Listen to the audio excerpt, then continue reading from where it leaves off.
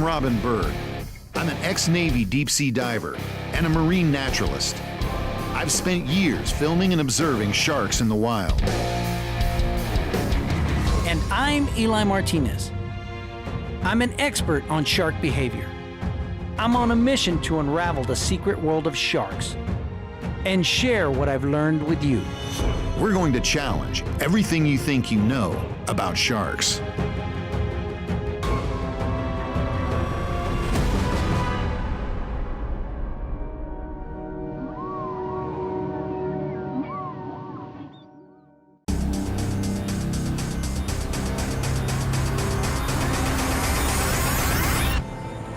Well, it's a hot day down here in southern Florida, and you can tell because I'm sweating like Fat Elvis. We're heading 6 miles offshore with Captain Randy Jordan of the Emerald and his crew in search of one of the most formidable pelagic sharks, the Dusky. Now, local divers have been reporting a number of Dusky sharks offshore, including a huge Dusky shark, possibly 14 feet long. Now, that Dusky shark is hanging off on the deep water ledge that's also home to a large number of aggressive bull sharks. This makes interacting with Dusky sharks a lot more intense. Both bulls and Duskies tend to hunt in packs, which makes them more bold and more prone to approach divers, especially spearfishers who might have a fish they're trying to boat. First, we need to locate that group of Duskies. We have a good idea of where they might be, but these are sharks. They're elusive, and they're also difficult to approach without food. Our first goal is to show you how they react to chum in the water, how that gets them going. And then we're gonna spear a fish right in their midst, and that's when it's gonna get crazy. Robin, our main goal is to try to find that monster Dusky shark. I've never seen a Dusky that big, and I really hope we get to see that animal. Dusky sharks are impressive. They average 8 feet in length, but can reach lengths of up to 14 feet and weigh over 700 pounds. This is a slender shark, and young Duskies are often confused with silky sharks because they're often seen together. Duskies are long-lived sharks. They can live up to 50 years, and they don't reach sexual maturity till about 20 years of age. That's a big problem for this shark. They estimate that in the Gulf of Mexico and on the coast of Florida, Dusky populations are down about 15 to 20% of what they were in the 1970s, and this is due strictly to commercial overfishing.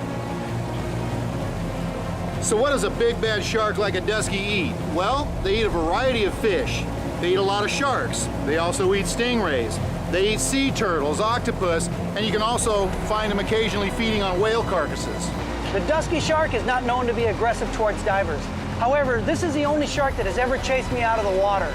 So jumping in today, I definitely respect this shark, and I'm gonna be watching not only myself, but everybody else in the water with me. It's a beautiful shark, but I don't trust it. So Randy, there's a lot of controversy about people misidentifying Duskies with silky sharks, especially when they're 5, 6 feet long. Some people are pretty good at it. I've heard some biologists have a rough time with it. So how do you differentiate a Dusky? How do you know that's a Dusky shark when you come up on it? Oh, it's easy, man. Attitude. You come up on a silky, they're sweet. They come around, you can pass them a little piece of bait at a time, a little bit of chum, they're real happy. They get in a line, they're really polite. Dusky just comes right up, trashes everything, takes what it wants, leaves you, and says, hey, I'm a Dusky. That's what we do, you know? So you can tell pretty quick by their attitude. So it's all about attitude with the Dusky shark. But you'll see attitude for sure. So we're about 3 miles from the first drop where we think the Dusky sharks are gonna be found. And Eli, our first goal really is just to find Dusky sharks. They're not that common. How are we gonna do that? Well, what we're gonna do is we're gonna use fish and chum to attract the sharks. Duskies by nature are really shy, so unless we have something to entice them, they're not gonna wanna come in. And we're going to an area where spear fishermen see them all the time. So that's the first place we're gonna go look, and we'll see how it goes. Great, well, our next goal after that is to see how they react to that chum that's in the water. And as we see how worked up they're getting with that chum, we're gonna let either Randy or John Dickinson shoot a fish right in the middle of that pack. And how out of hand do you think that can get? It can get pretty out of hand. I mean, these sharks are very confident, they're very bold, and if we spear a fish, they're gonna wanna try to grab that fish, and it gets extremely competitive. They're probably not gonna be alone. There might be some bull sharks in the mix, there might be some silkies, so it can be very competitive, and it can get really out of hand really fast.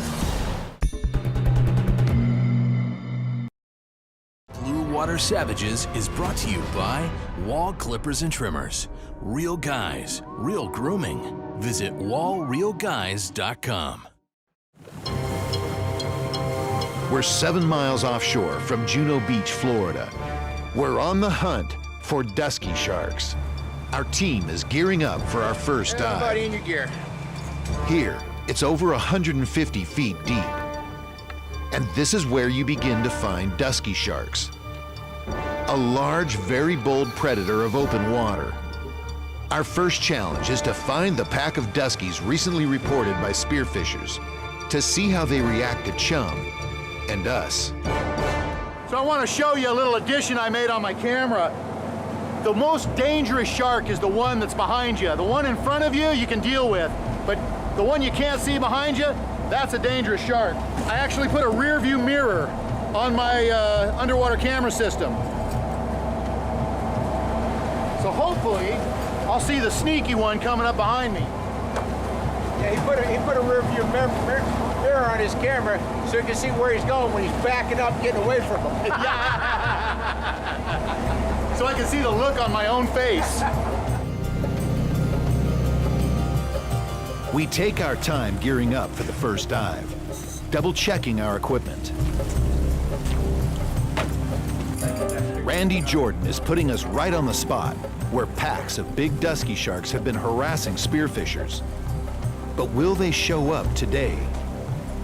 Our driver Colin sets us up. The current's pushing these, right? And we enter the warm, clear water.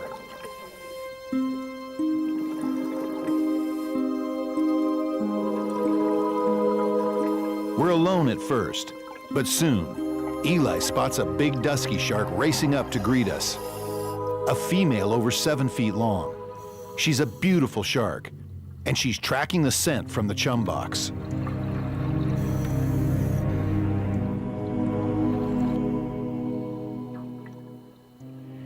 We're joined by a second Dusky, another female, gliding around us completely unafraid, almost unimpressed with us.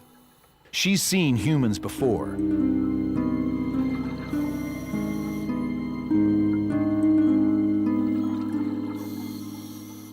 She looks each of us over as we give her space.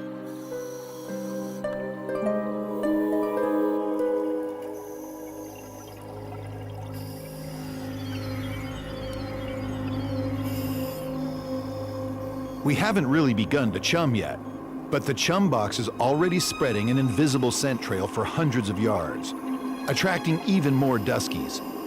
And these big sharks mean business. They sense something is up, and they're waiting for an opportunity.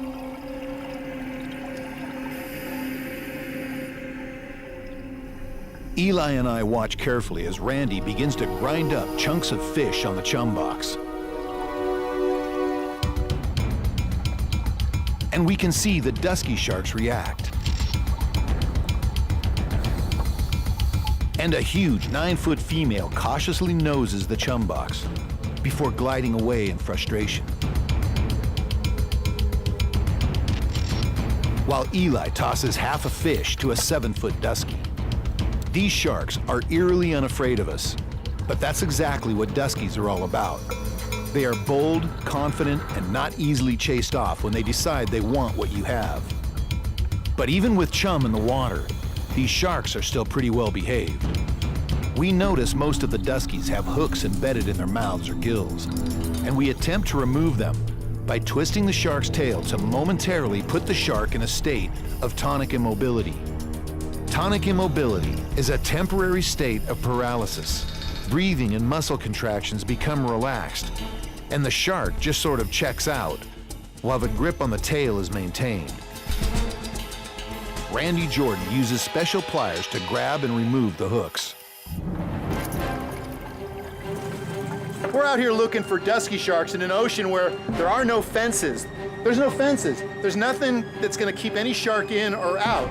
And then as we get up into mid-water, the first big Dusky comes in. Then another big Dusky comes in, and then a medium size, and another medium size. Pretty soon they're just swirling around us, and we're in this ballet with Dusky Sharks. Everybody kept a cool head, and more than once, we put the dusky sharks into a state of tonic immobility by grabbing the tail and twisting the tail, because a couple of them had big hooks in the jaw, and we were trying to get those hooks out for them. We did our good deed for the day, but we have 2 more dives left, and we still have a big goal, and that's finding that monster dusky. Oh, here you go. There you go. So this is straight from the dusky's mouth. This was just taken from a free-swimming dusky.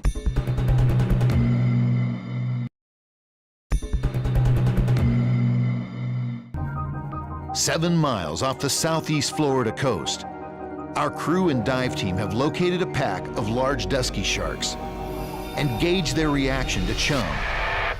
The sharks were bold and so far well behaved. Now we're going to crank it up to 11. John Dickinson and Randy Jordan will each try and spear a fish in the middle of the pack of duskies. The sharks are only interested in the fish, but this is still very dangerous. Duskies are big and fast, and they can easily make a mistake.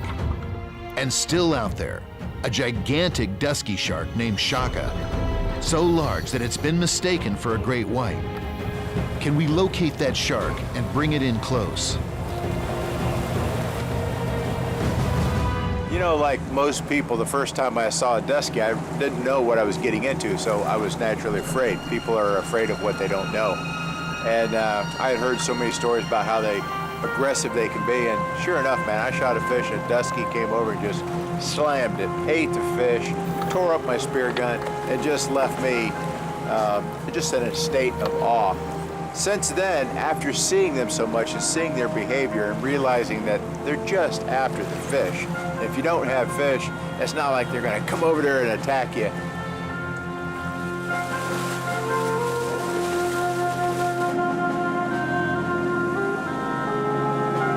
As we approach the GPS location of our next dive spot, we begin gearing up, but no one is talking. We all know when a fish is speared in this pack of sharks, it will probably get crazy and dangerous. I'm good to go, guys. All right, set them up. Let's do it.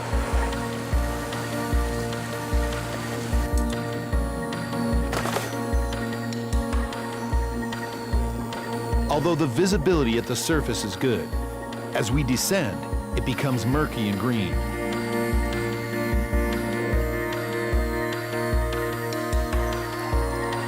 Randy wastes no time spreading out a trail of chum, while Eli and I watch and wait for the first shark to show up.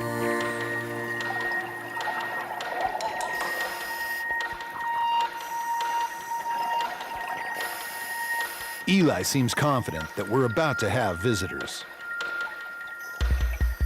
As if on cue, the pack of dusky sharks return, as bold as ever and ready for action. Randy Jordan greets a big female dusky with a nose rub. And then the first fish is speared. A little tunny, very similar to a bonito. It weaves its way around the divers. And, as if someone flipped a switch, the dusky sharks come alive. The first attempt is a miss, but the dusky whirls around for another try as the fish dives deep.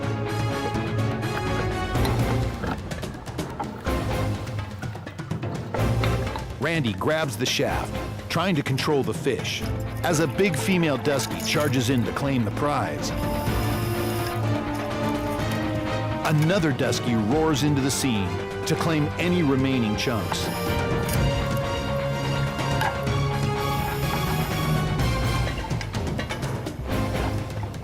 And just as suddenly as it began, it's now over. And the sharks return to patrolling the area. That's the difference between chumming and live shark. Hey, grab that gun, will you? I was waiting for you to shoot a bonito. Well, we just witnessed a dusky feeding frenzy. Oh.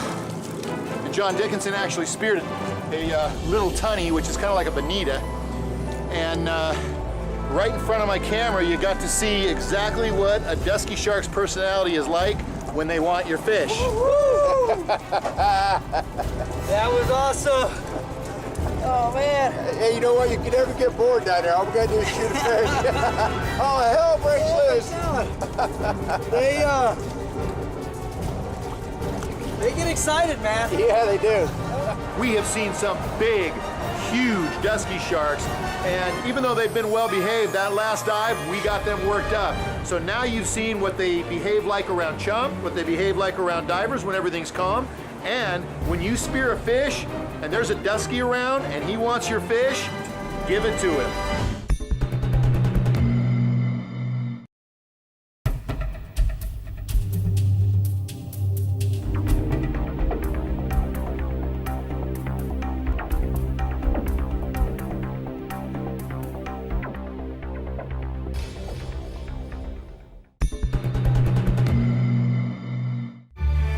7 miles offshore from Juno Beach, Florida, we're on the hunt for dusky sharks, a big predator that prowls outer coastal waters and the open sea.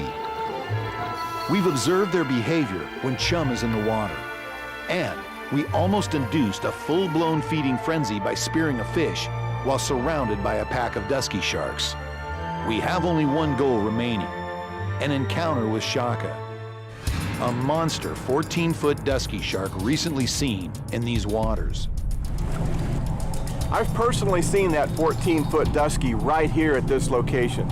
That is one impressive shark. In fact, the first time I saw it, I thought it was a great white. It took a double take to realize it was the biggest dusky I've ever seen. Randy Jordan prepares a special box of chum. We have one more dive to find the monster dusky shark, so quality matters.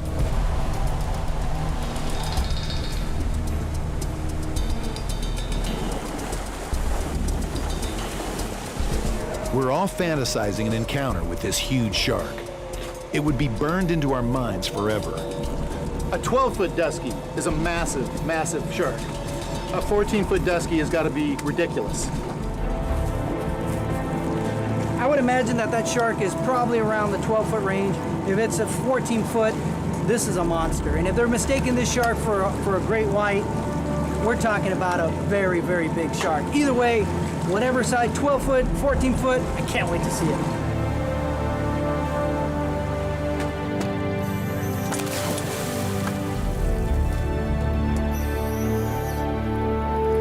Randy wastes no time in creating a thick rain of chum, and dusky sharks begin showing up. These sharks are all 7 to 9 feet, and some of them must weigh over 300 pounds. But we're looking for a shark that's 12 to 14 feet and in the 700-pound class.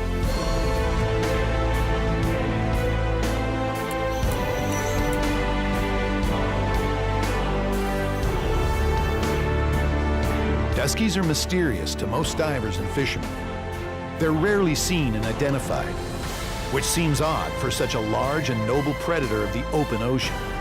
They are powerful, cautious, intelligent sharks, and we're all thrilled to have encountered so many large duskies. Yet we're also running out of time to find the monster dusky.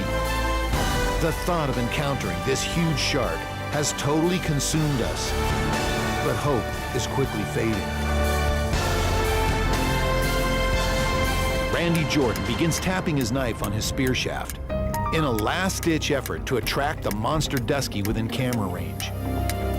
But we're running out of air. Our time is up, and we head for the surface. I say goodbye to the dusky that's been keeping me company. Eli says it all with a shrug. Even though we've had an extraordinary day diving with dusky sharks, not finding that monster dusky is a big letdown for each of us. Eli, it's been an incredible day. To see this many duskies, to see this many big duskies is extremely rare. And to see so many sides of their personality and to see so many different behaviors is extremely rare. But that's what this show is about, is shark behavior and how human behavior affects shark behavior. But Eli, we didn't pay off the 14-footer. No, we didn't. That shark is still a myth to me. Until I see that shark, it's just, it's just a big fisherman's tale.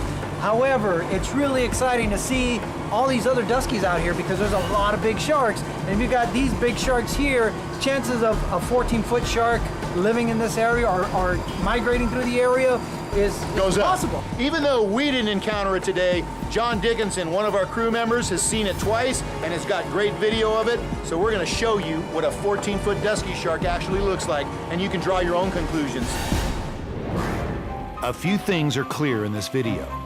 This is a huge shark, over 12 feet long. It's probably a Dusky. And it appears to be a female, which makes sense because female Duskies grow much larger than males. And like most big sharks, she's very shy. This is a big ocean, and monster sharks do exist, but they're seldom seen. The reason they survive long enough to reach such a massive size is because they are extremely wary individuals. Our group may have just been too much for the monster Dusky, but she's still out here, and we'll be back. And we'll see you next week on Blue Water Savages.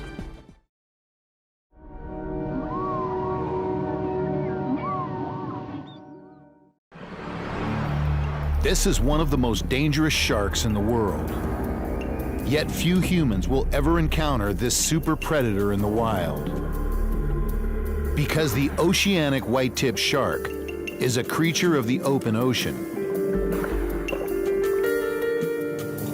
Behind me is Cat Island in the Bahamas. It's way out here in the Atlantic Ocean.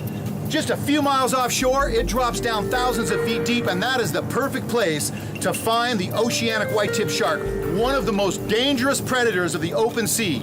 This is a rare opportunity to observe the behavior of the Oceanic Whitetip shark. They spend their entire lives on the open sea, so not much is known about them. But they have a gruesome reputation. They're probably responsible for countless deaths of shipwreck survivors during the First and Second World Wars. But you can't blame a shark for being a shark. Eli and I want to understand more about this supreme predator of blue water. It's early morning, and we're heading a few miles offshore from Cat Island, where the Oceanic Whitetip sharks have recently been spotted. So Eli, let's talk about how these Oceanic Whitetip sharks were first discovered here off Cat Island in the Bahamas. And it's only been a few years since they were discovered, and it was by the big game fishermen, is that correct? Yeah, the fishermen were coming out here, they'd hook up on a marlin, they'd be pulling it in, they'd start backing down their motors, and then boom, 3 Oceanics would show up. And they've been complaining about this for years, about these sharks coming in and stealing their catches. And that's how we found out about it, because fishermen love to tell stories. Somebody's got a marlin on, and to help that guy out, they start backing the boat down, take a little bit of the pressure off the guy that's got the marlin hooked up, and after a while, the Oceanic Whitetip sharks, that was a dinner bell to them. So as soon as they hear that boat backing down, backing down, backing down, they know they've got something on and they come. Yeah, I mean, they're really smart animals, and they picked up on those cues. And exactly, it was a dinner bell for them. They just show up when they hear those sounds. Yeah, well, good thing for us, because we're going to hopefully find them just that same way. We're going to actually use the boat like a dinner bell. We're going to back the boat down a few times to see if the Oceanic Whitetips show up. The Oceanic Whitetip is a stocky, powerful shark. They can reach lengths of 13 feet and weigh up to 370 pounds. They are big sharks, and they command your respect. The Oceanic Whitetip shark is the 4th most dangerous shark to humans, behind the great white, the tiger shark, and the bull shark. But keep in mind, those numbers are based on known fatalities, documented cases.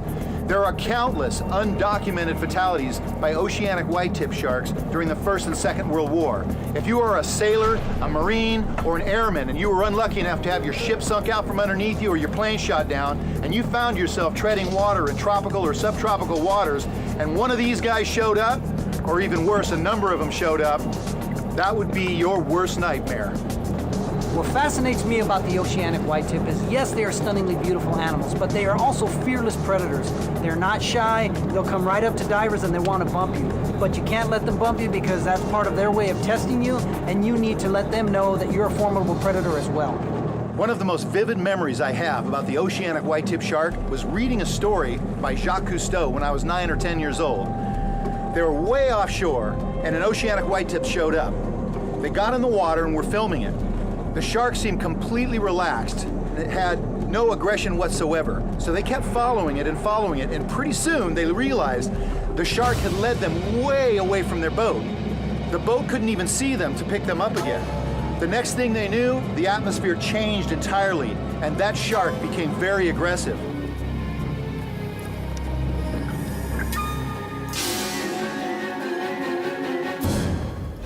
Our first challenge is finding the pack of oceanic whitetip sharks. They're migratory, and Cat Island is only one stop on their route. Can we locate the pack and get close enough to observe their behavior?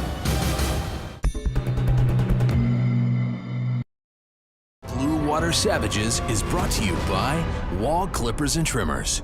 Real guys, real grooming. Visit wallrealguys.com.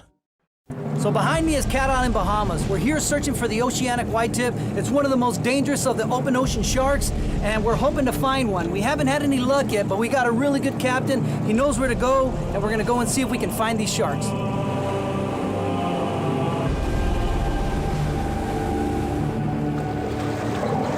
You notice how we're backing the boat up? This is part of how we're attracting the oceanics to the boat. What we're doing is we're replicating the sounds that the fishermen do whenever they got a fish on the line. And the oceanics have learned, they've been conditioned to hear that sound and come running to the boat to try to see if there's anything that they can steal off the fishermen's lines. We're also using chum and fish oil to attract the sharks to the area. So far we haven't seen any sharks, but this is a process. It takes time. I mean, these are pelagic sharks. They're world travelers. They don't just hang around a certain area. You know, and the reason they come here is they migrate through the area, you know, because this is part of a path where they come in to find prey, to find game. And so now it's just waiting and waiting and waiting and watching water and waiting for the sharks to show up. But that's what you do when you come out here. So with the hope of seeing our first shark, we keep the chum slick going. And finally, the first oceanic whitetip shark shows up, followed immediately by another.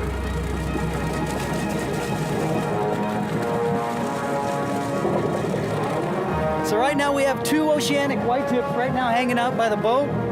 This is an extremely rare shark right here. And Cat Island is one of the few places in the world where you can find these sharks reliably, right? Because they've been overfished so bad that, you know, you can only find them in small areas. Hawaii is one spot, the Red Sea is another, and Cat Island, Bahamas is pretty much right now the only place where you can reliably find them.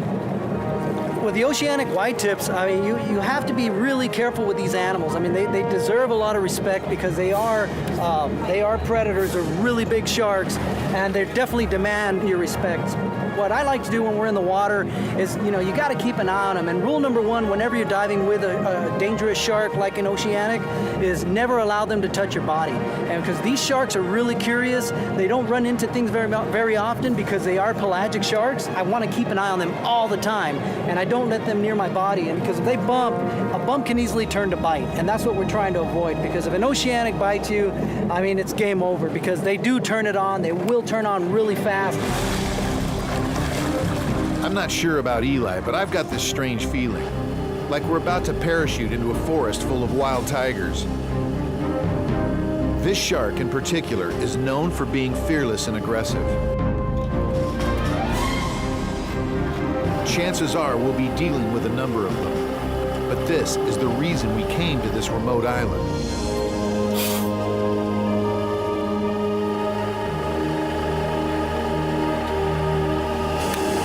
You ready, man? Yeah. Here we go.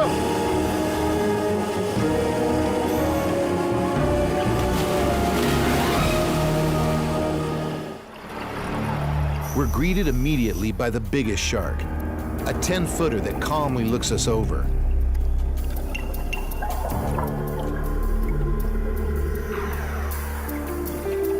Multiple sharks appear.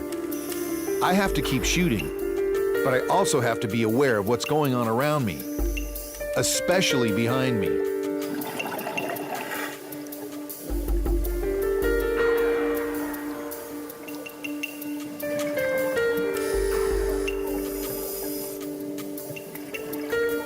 Eli remains perfectly calm and never sees the whitetip sneaking up behind him.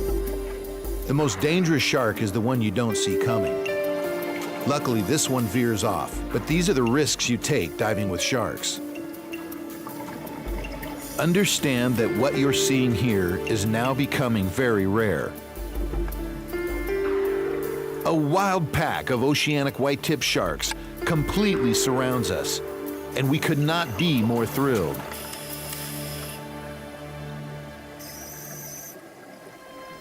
More oceanic whitetips are showing up. Eli signals. He now counts a total of 6 sharks. Many of the whitetips have escorts, like this rainbow runner that knows exactly where to stay to avoid being eaten, and to take advantage of any scraps when the shark feeds. Eli decides to shake things up a bit and rattles the box of fish chunks. The reaction is immediate. 2 sharks become agitated. Yet they still seem more curious than aggressive.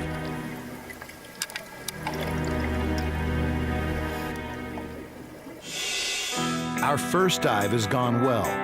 We have found the pack of oceanic whitetips. Next, we're going to attempt something unusual. Will this shark, that lives only in the deep ocean, drift over the reef with us into shallow water?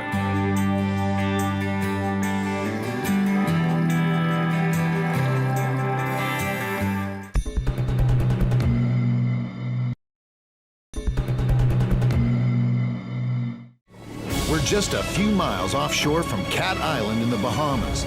We've come to this remote location to find one of the rarest and most dangerous predators of the open sea, the oceanic whitetip shark. So far, they've proved more curious than menacing, but we're fully aware of how quickly that can change. We're getting ready to try our first experiment. Will this pelagic shark that lives miles at sea drift with us into shallow water and possibly even feed? This would be very unusual behavior. First thing we're gonna do is we're gonna get in the water, we're gonna get them used to us being around, and hopefully we're gonna be able to do something different with them, which is actually bring them down to the sand and try feed off of the sand. And since these are open ocean pelagic sharks, we're not really sure how they're gonna like it or even if they're gonna like it at all. Normally once we get close to the shallow water, oceanics tend to take off. They prefer the open ocean. They're not really comfortable around the reef and the sand, but we're gonna see if we can try to get one down.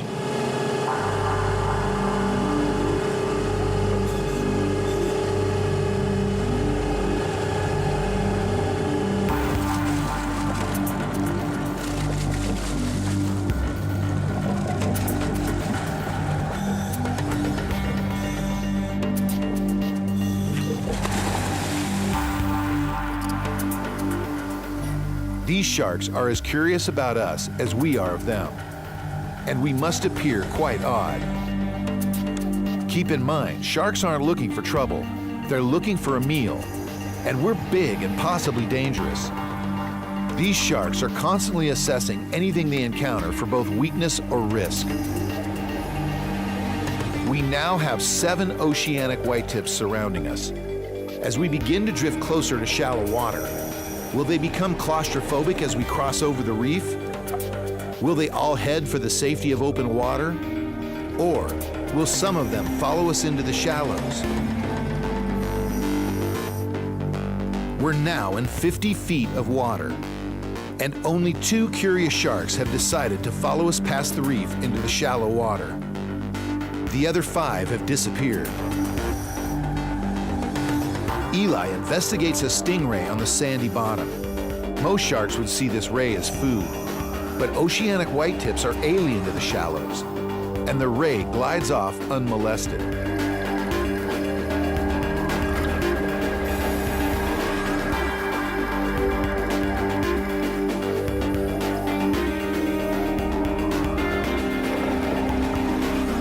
One of the sharks begins to feed. We are witnessing very unusual behavior. These sharks are open water nomads. Eli and I are fascinated to see them acting so relaxed and natural in shallow water.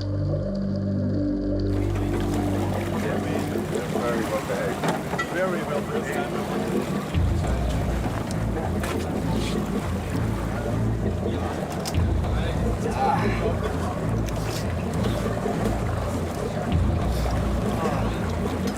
That was awesome, man. Woo. So Eli, we actually pulled it off. We got a couple of oceanic whitetip sharks to follow us in and drift right over the sand into 25 feet of water. This is an animal that lives miles at sea in thousands of feet of water, and we got a couple of them to follow us in and feel comfortable enough to feed in shallow water. That's really unusual behavior. It is, because again, these are pelagic sharks. You know, they spend all their time in the open ocean. So for them to come into the shallows is extremely rare. And it really shows the different individuals, because when we started out, we had a bunch of sharks around us, and by the end, we only had 2. That just truly shows the different personalities of these sharks. So it is, in your opinion, it really is a personality thing. Some of them are curious, some of them are bold, some of them are more timid, and some of them are just willing to just drift with these crazy people into the shallows and feel comfortable about it. Yeah, absolutely. And I really feel like, you know, by doing this, we're able to document more of these animals and understand them a little bit better, so we can get a really complete picture of these sharks. Our first experiment with the oceanic whitetip produced startling results, reminding us that our preconceived notions on shark behavior can often be wrong. Sharks are unpredictable. They are complex thinking animals, constantly assessing every situation. Our next experiment will be even more challenging. Eli Martinez will attempt to place an oceanic whitetip in a state of tonic immobility. Trying to put a shark in a state of tonic immobility is a dangerous maneuver. However, if a shark allows you to get to that point where you can put them in that state of tonic, it means that that shark and the diver have built up some kind of trust, some kind of bond, and the animal is allowing this interaction to happen. And that's the magic. That's what we're trying to accomplish here, is trying to see if we can bond with the animal, even for a moment.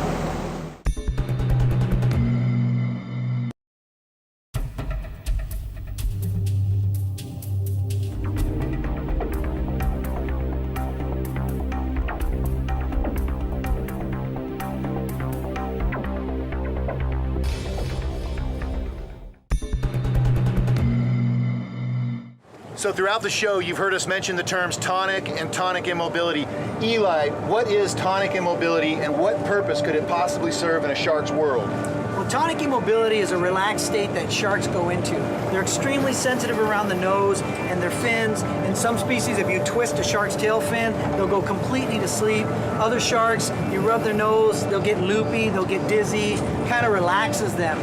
Science is really not sure why it happens, but I believe personally it has to do with mating, with courtship. Interesting. You know, shark sex is really violent. The males will have to grab onto the female to hold them so that they can mate. I think that reason tonic immobility happens is so that when they are in courtship, they can grab a fin, twist it, relax the female. It'll help hold them in place, and it minimizes the damage to the shark. Captain Reynold Butler sets us up once again. More chum is added to the mix, and Eli and I gear up for our last dive with the oceanic whitetip sharks.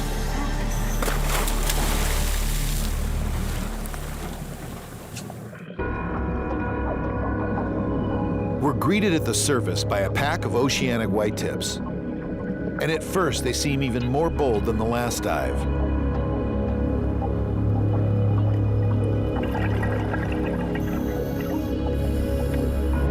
But as Eli begins to reach out to them, they shy away.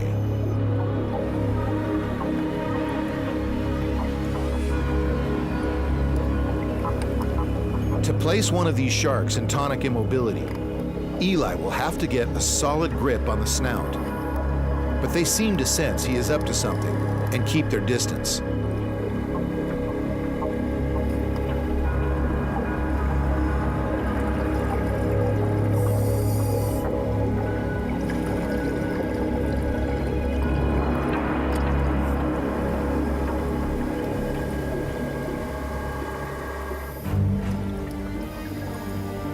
Eli waves his hands to attract one of the sharks within range, but it turns away as he touches the nose.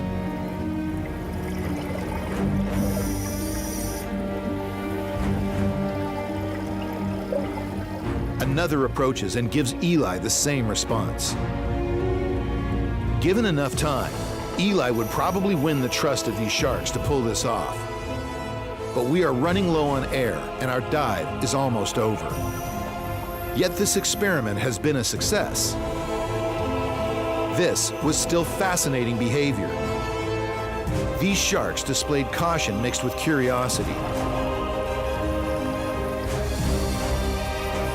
They are not killing machines, but top-level predators who survive by constantly weighing danger and opportunity.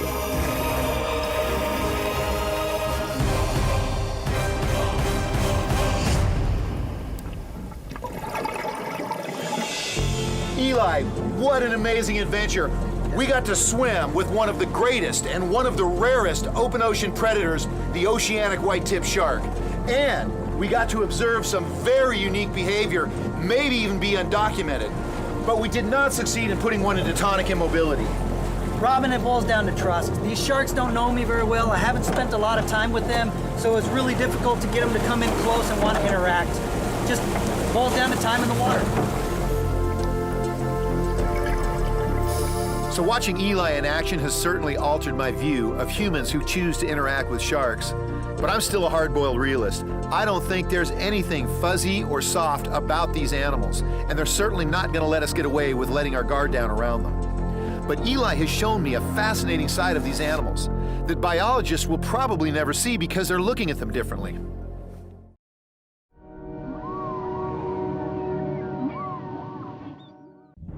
Ranked second only to the great white in unprovoked fatal attacks. A massive shark, built for dismembering the toughest of prey. The tiger shark prowls the shorelines of tropical islands and beaches worldwide, putting it directly on a collision course with humans. We're going to show you another side to this shark.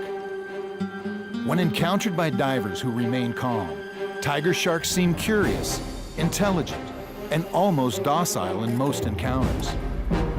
But this does not mean you can let your guard down. With over 1,000 tiger shark dives, Eli Martinez is a leading expert on tiger shark behavior. And today he's going to attempt a technique that he has perfected with large tigers in the Bahamas. Once he has the shark's trust, Eli will carefully roll the shark on its back and stand it straight up on its head. But can Eli accomplish this with a tiger shark he has never encountered?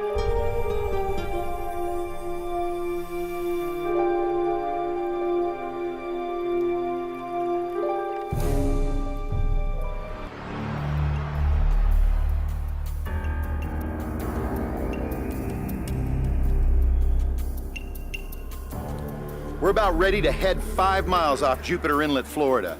Today, we're on the hunt for tiger sharks. It's rare to find tiger sharks in these waters, but our guide, Randy Jordan, knows exactly where to go. We're going to go out and find some tiger sharks today, and this is a particularly exciting day for me because Eli has spent so much time with tiger sharks, and it would be a highlight of the show if I could get Eli to stand one of those tigers up like his signature infamy is from Tiger Beach. It'd be great. Tiger sharks, the difference is that the tiger sharks, they're a serious shark. They're slow moving, they're very polite, but when they're onto something, they just keep moving. They're like trying to stop a bulldog or a truck. It's just not going to happen. I tell people if a tiger's in a room, no matter what else is going on, keep your eye on the tiger, because they will historically look at you, be real nice, and then go around back of you to investigate. Maybe you've got a little dust cap on your tank or something that might look like food. They're just coming up to say hi, but they've got a really firm handshake. There's only a few species of sharks that haunt the dark recesses of our minds when we visit the ocean. Sharks whose history more than live up to the reputations they've earned in popular culture. Tiger sharks inhabit that special place, and for good reason. They're only second to the great white shark in known attacks on humans. They have incredible bite strength. They're literally built for dismantling their prey. They have teeth that can saw through bone and turtle shell. They can actually bite an adult sea turtle in half.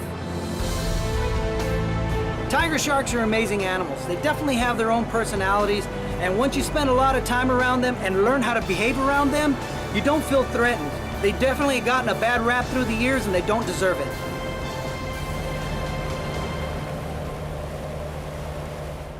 Tiger sharks over 14 feet long and over 1,400 pounds are pretty rare. The Guinness Book of World Records has one listed at 18 feet long and over 3,000 pounds. The widest point of a tiger shark's body is the hinge at the jaws. That's a pretty interesting fact.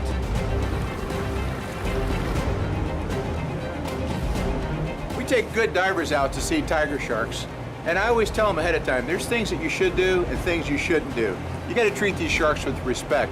If one gets too close to you, it's okay to touch it, but you shouldn't be an aggressive touch. That would be followed by an aggressive move, so you don't want to do that. Sharks typically eat in contrast. We don't think that that they see color, but anything that's in contrast. For instance, I wear black gloves so they don't think that my hand is a chunk of food, or you wouldn't want to wear a white bonnet on your head, things like that.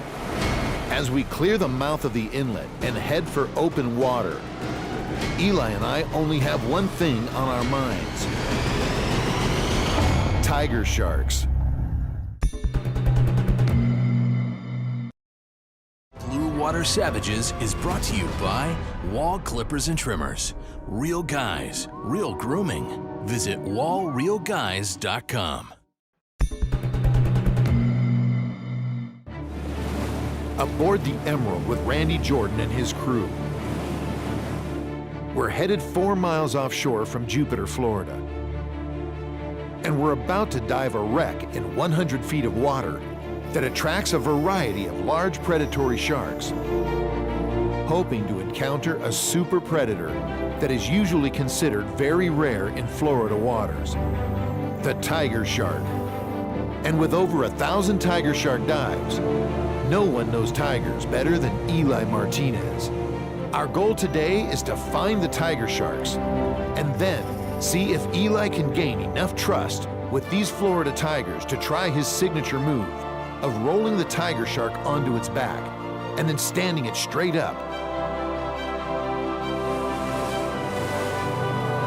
The Emerald is making good time, and our team is already mentally preparing for the first dive.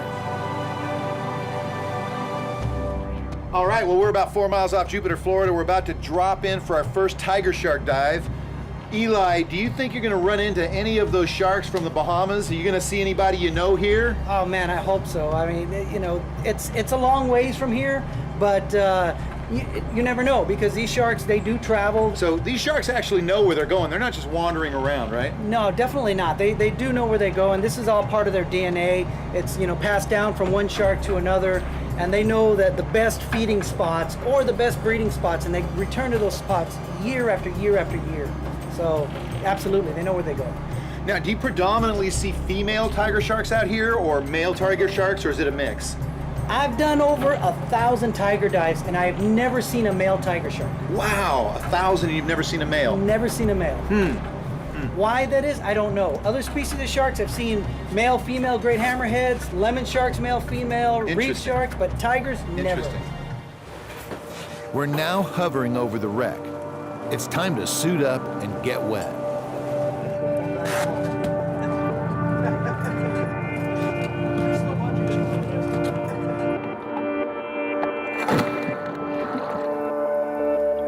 Eli senses the direction of the wreck, so we follow his lead. And soon the bow looms into view. A cloud of Tom Tate grunts will escort us to the stern, where Eli and I will wait for the first tiger shark.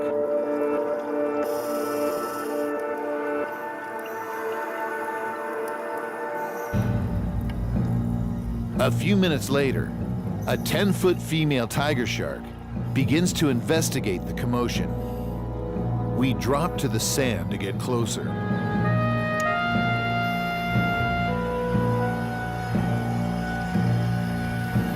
She's very confident, eyeballing each of us as she slowly cruises by.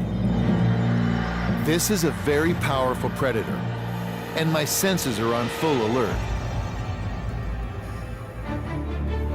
But she seems mostly curious and not threatening.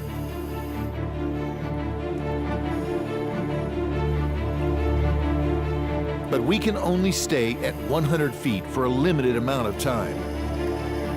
So we make our way up to mid-water.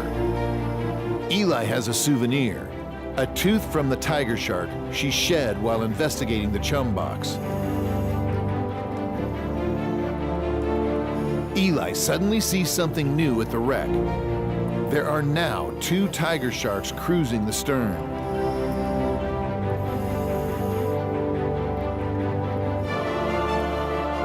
The 10-foot tiger shark greets us in mid-water as if to say, "Hey, where are you going?" The first dive has been a huge success.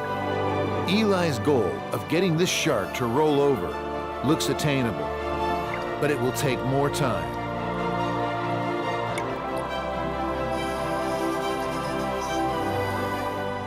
Tiger sharks have a well-established reputation for attacking humans, mostly in the shallow surf zone, and Hawaii has seen more tiger shark attacks than any other state.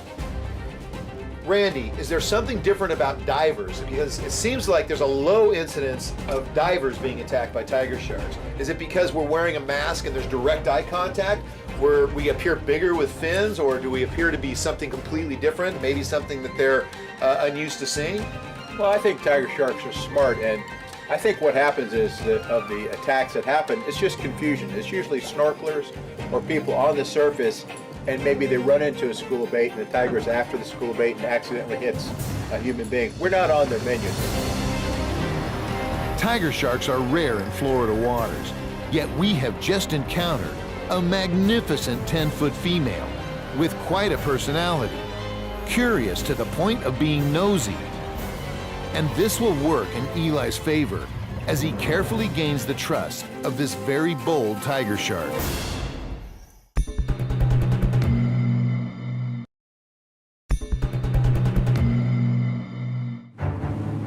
Four miles off Jupiter Inlet in southern Florida, our team is on the hunt for tiger sharks.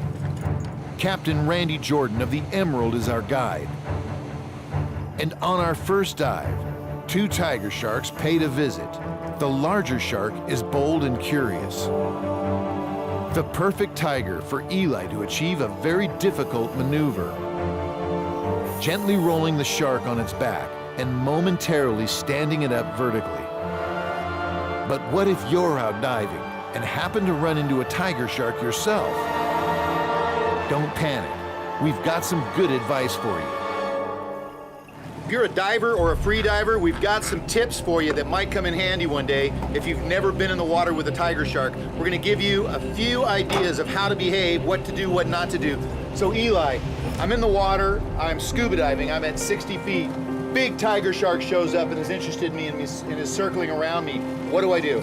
Well, the best thing to do is always hold your ground. You never swim away from them because they're going to chase you. It's just like a dog chasing a cat. So what you want to do is you want to stand your ground, and if the shark comes into your area, the safest place to put your hand on a shark is on the top of his head. Tigers have huge heads, and that's the safest place. It's away from the mouth, and what you want to do is you want to push your body away from it. You want to keep your hand on that shark's head, and you want to create a bubble between you and the shark. And that's the safest thing to do because the shark can only swim forward, it can't swim back, and all you're doing is creating a barrier. You don't want that shark to touch your body ever. That's rule number 1. The other thing I noticed is that the tiger sharks seem to be almost intimidated by the lemon sharks. The lemon sharks and the tiger sharks don't seem to get along that well. And I know that they're in competition for the food, but I was really surprised to see a lemon shark come in and actually bump a tiger shark and have the tiger shark jet off into the distance. Yeah, and then that's surprising because tiger sharks are really big and lemon sharks are a lot smaller, but lemon sharks are extremely territorial and they tend to start pushing off anything that's in there. So the way they look at it, this is their food.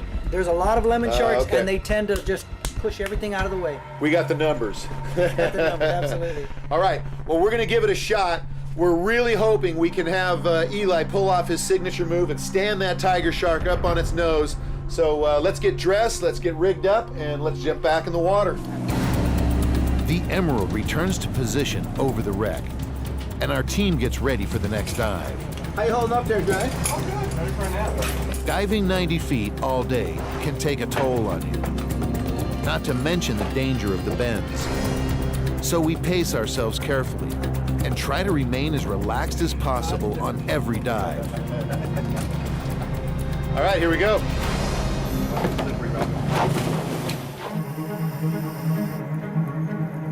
This ship was intentionally sunk to create an artificial reef.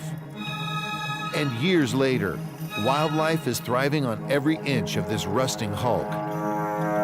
And that's why the sharks are here.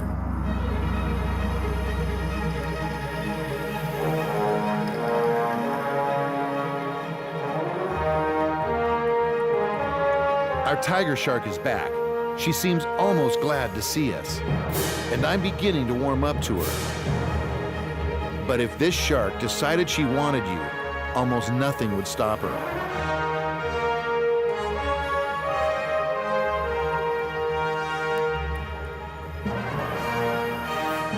And yet, she's very calm, very curious, and non-threatening.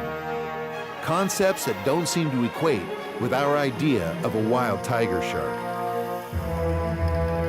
Eli gradually begins to win the tiger shark's trust. But she already knows Randy Jordan, and Randy greets her with a playful head rub, his way of saying hello to this shark that he's encountered many times in recent months.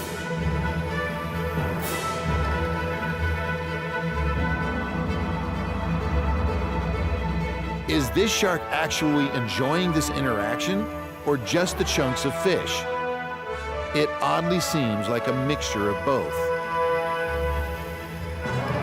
With each encounter, Eli is gaining the trust of this tiger shark.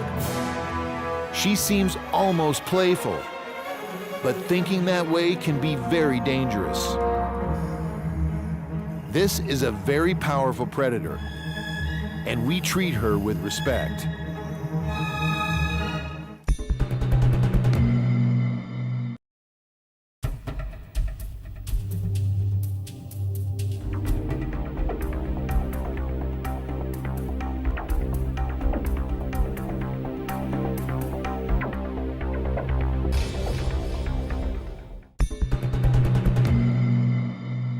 We're about 4 miles off of Jupiter, Florida. We're on the hunt for tiger sharks. We've been dropping down 90 feet onto this wreck, and so far today we've had some magnificent encounters with some pretty impressive tiger sharks. But one thing that's been very elusive, we haven't been able to pull off, and we still want to give it a try, is can Eli do his signature move and stand one of these big tiger sharks straight up vertical on its nose? What are the chances we're going to do that? Because I haven't seen any of these sharks really want much to do with you in terms of interaction. Yeah, no, they're really shy. By nature, tiger sharks are ambush predators, so they tend to stay away, and they don't like to be seen.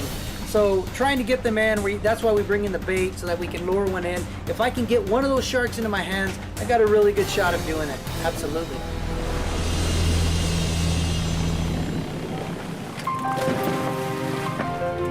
We shuffle off the boat into the clear blue water for our final dive of the day. Our friend the tiger shark has heard the boat pull up, and she greets us on the way down. And it makes me wonder if this tiger shark is actually looking forward to having another chum party on the sand. How much does this shark anticipate? Or is it reacting to every situation randomly? I sense there is a lot more going on in this shark's brain. She seems fascinated with us, taking the time to carefully look each of us over as we make our way down to the sand.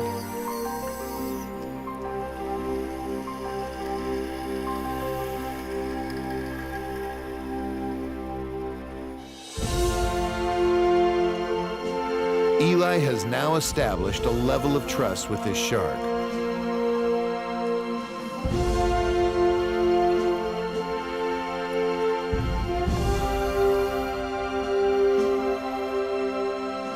And as she returns to him again, he is able to gently roll her on her back and stand her straight up.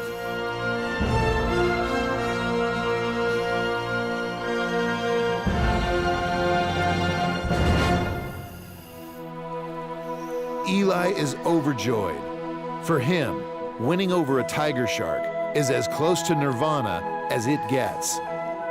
From another angle, you can see the tiger shark temporarily go into a mild state of tonic immobility, sort of a trance, before snapping out of it and swimming off. This will be a day Eli will not soon forget. Eli, you finally pulled it off. Amazing, amazing. We're 90 feet on the bottom. Lemon sharks everywhere, tiger sharks swirling around us. A big tiger comes in. Eli gets it to calm down, rolls it over, stands it on its head in his signature move. This is Eli's signature move, by the way. Now, why would that tiger shark allow you to actually do that to it in the first place? Well, this is something that is really unique to tiger sharks. I haven't really seen this with any other species of shark. They like to roll, they like to go, they stand on their heads. Not really sure why, might be hunting, might be whatever it is that it is for a tiger. But what I do is when I get them in my hand, I put them in, it's semi-tonic. It's not true tonic immobility, but they get really relaxed, almost fall asleep in my hand, and then I can roll them or I can make them go vertical. Not really sure why, but I love doing it. Well, I tell you what, it's hard to tell sometimes how long a tiger shark is, but when you roll one over and stand it up on its head and you look up and you say, wow, that's a big shark, man. That's a really cool move.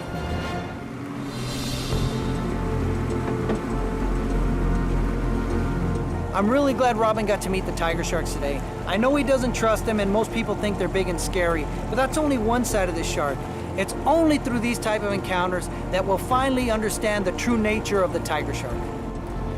Well, I learned a lot about tiger shark behavior today, but the idea that you can tame a tiger shark with repeated human interaction, I'm just not buying it. These are big, wild, dangerous predators. The tiger shark that you think is your friend will eat you if you make the wrong move. Having said that, if you're a diver and you're out in open water and you encounter a big tiger shark, if you keep your cool and you make all the right moves, chances are they're going to circle you a couple times and then take off. How you react will have a big effect on the outcome.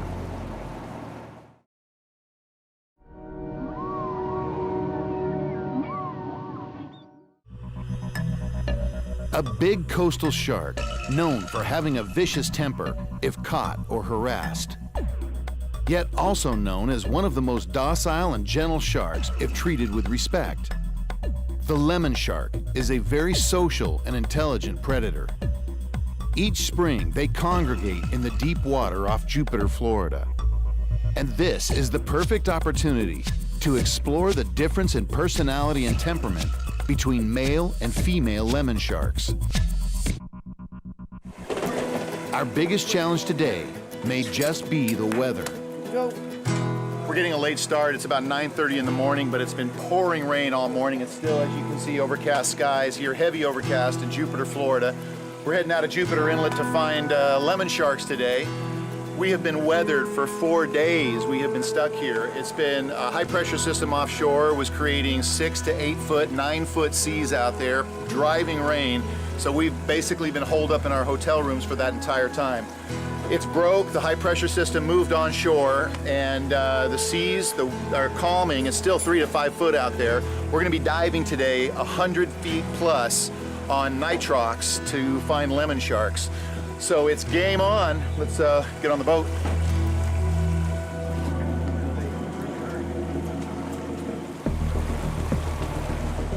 So we're heading out of Florida's Jupiter Inlet on the hunt for one of the most fascinating species of sharks. And in my opinion, one of the most intelligent, the lemon shark.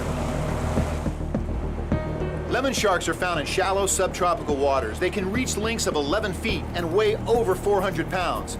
These are highly social animals, and Jupiter, Florida has one of the largest aggregations of lemon sharks found anywhere in the world. They have a reputation among fishermen as a shark with a vicious temper. But I'm here to show you another side of these animals. I've been working with these sharks for over 10 years, and if treated with respect, these sharks can be docile, and in fact, sometimes seeking out human interaction. What I'm gonna show you today is going to blow your mind. Today we're going to get right in the middle of a group of strictly male and then a group of strictly female lemon sharks to see the differences in their behavior. But Robin, we're not just here to find them. How receptive will the males be to my approach? How receptive will the females be? That's what we're gonna find out. The lemon shark aggregations here in Jupiter, Florida are really impressive. But I've heard one crazy story after another about how vicious-tempered this shark can be.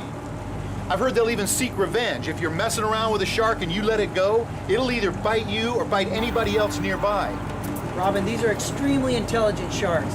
And lemon sharks do understand if you're messing with them, and if you are, watch out. But at the same time, they're also smart enough to know when you're not messing with them, and then they can be extremely docile. Guys, we're almost to the inlet. When we get there, it's going to get really rough. So let's hang on, make sure your gear's bunged in, and get ready for the ride.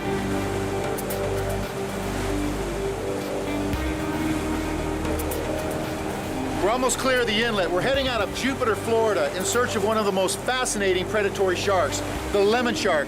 The challenge today is the weather. It's been really rough weather and rough seas for the last 4 days. So I'm a little uneasy about today, but we'll see what the conditions are like once we get out there. It's a good thing Randy has a sense of humor, because today he'll need it. We're getting hammered with 5 to 8 foot seas. But Randy also knows exactly where to find male lemon sharks for our first goal. To see how receptive they are to interaction and physical touch. Blue Water Savages is brought to you by Wall Clippers and Trimmers. Real guys, real grooming. Visit wallrealguys.com. We're headed 3.5 miles off Florida's Jupiter Inlet into federal waters. Our goal is to locate separate groups of male and female lemon sharks, to see how each will respond to Eli's attempts at winning their trust. But today the ocean is angry, and rough seas are tossing our boat around as we head for the first drop. While the rest of us cling to the handrails, Captain Randy Jordan secures the gear on the stern, and we push on.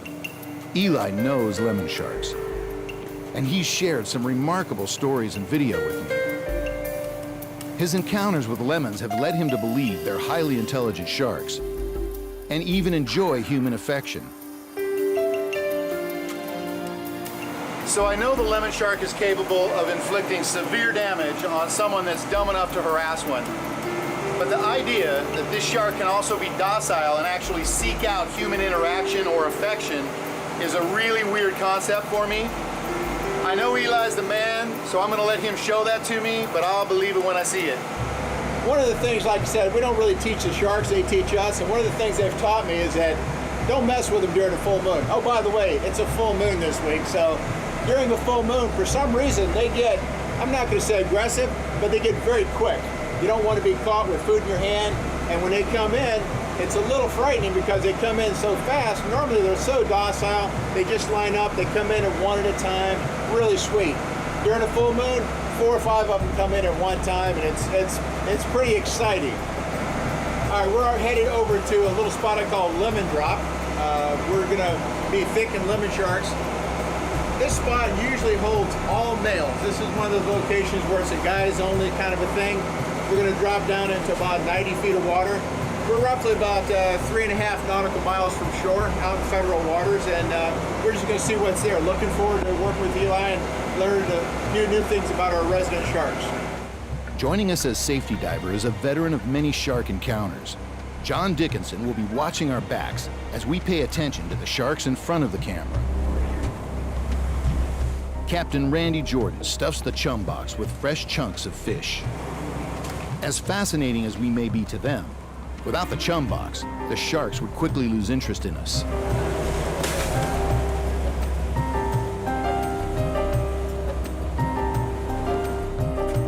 It's time to start gearing up for the first dive.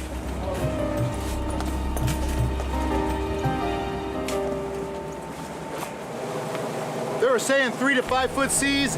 Easy 3 to 5 foot seas today. We're getting tossed around like crazy.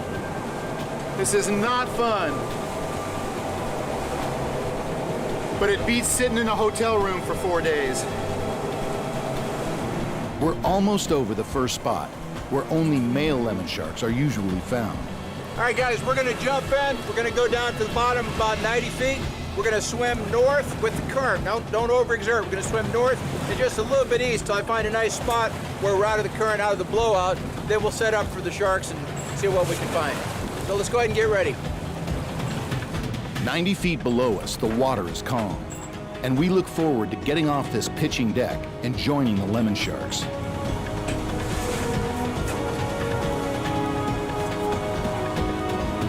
Finally, we arrive over the spot, and our team enters the water.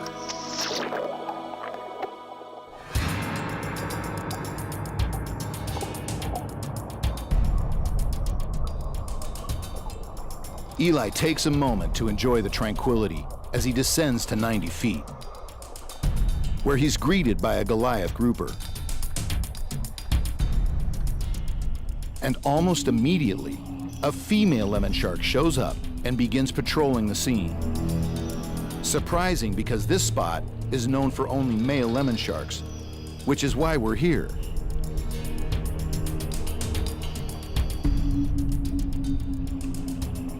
It's obvious the Goliath grouper is going to compete with this shark for anything we might be handing out. This party is just getting started.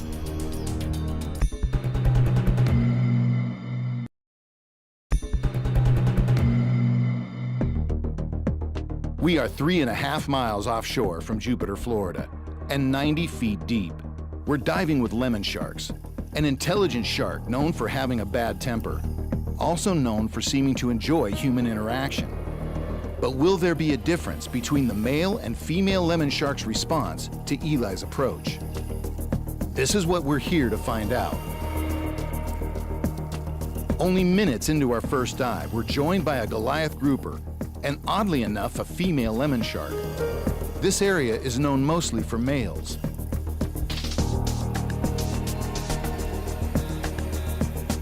Goliath groupers are really good at throwing their weight around. But this big female lemon shark is not going to be intimidated very easily. She seems completely relaxed around us, and Eli is able to gently hold her by the nose, his way of saying hello. This female lemon shark is very bold and almost friendly, but we need to find male lemon sharks on this dive. So we leave the bottom and begin drifting with the current in mid-water, about 50 feet below the surface.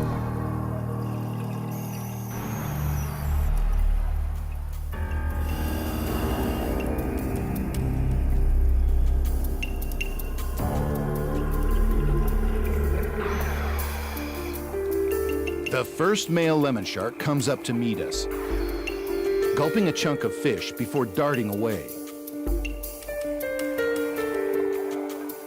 The male shark seems far more wary than the female, who weaves in and out of our divers.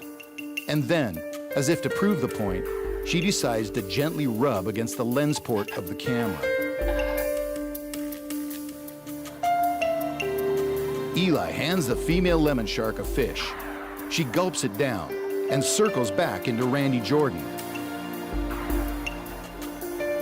almost nibbling the back of his head and shoulders. But this is only curiosity and not aggression. She returns to Eli, who gently holds and rubs her nose before she breaks away.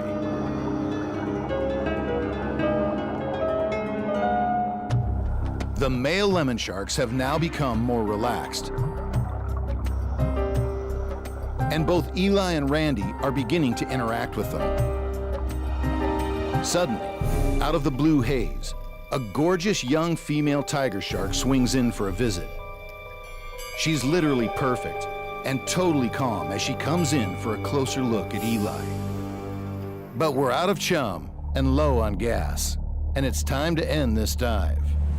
Amazing first dive. What was that? 2 male lemon sharks, 1 female lemon shark. So the theory about them being completely separate communities didn't hold up on this dive. No. Also, Eli, I noticed that the males actually allowed you to interact with them quite a bit. A little bit, yeah. They were coming in, which was really exciting for me, especially since I don't really know these sharks. Yeah. But, you know, Randy's obviously, he's conditioned them quite a bit, you know, as far as working with them a lot. So when I came in, they weren't as shy as I was thinking they were going to be, so it's pretty exciting. It's only the first dive, so can't wait to see what the rest of the dives do. Okay, there are a few exciting moments down there, let me tell you. I turned around just in time to see one of the lemon sharks nibble the back of your head. I mean, he was like, he was just after the bubbles. Sometimes when you exhale, the bubbles pass back there. I think he was a little bit confused. Think he was a little confused? Totally confused. Yeah. Really, there was a lot of scent in the water, and I think the lemon shark was just trying to find his way. I really don't believe at all it was any kind of aggressive. I was just thinking he was a little confusing. It wasn't like kisses. He wasn't giving you kisses on the back. Maybe. Okay. I don't know. Was it a male or a female? I don't know. So the next exciting thing that happened. We're down to about 600, 700 PSI. We're getting towards the end of the dive, probably only 10 feet from the surface. Eli looks at me and goes, like that, and I was like, oh, something else is showing up. I turn around, about an 8-foot tiger shark swings in to play with us. It was amazing. Yeah, Eli was at home. I think that one came right over from his area. He swam right up to him, so that was really cool. Yeah, they're really a lot prettier when they're smaller. They got the stripes. But the one thing that I was happy to see was that Goliath grouper that came up, because I know Eli loved those, and it's like a big puppy dog for him. Yeah, so the Goliath grouper was glad to see that. It was an amazing. It was like a big Saint Bernard. It was a really great first dive. I mean, as far as we got a bunch of sharks in there. The tiger shark was a really nice surprise. Sure. It was kind of like just coming home, and I'm just really excited about what the rest of this adventure is.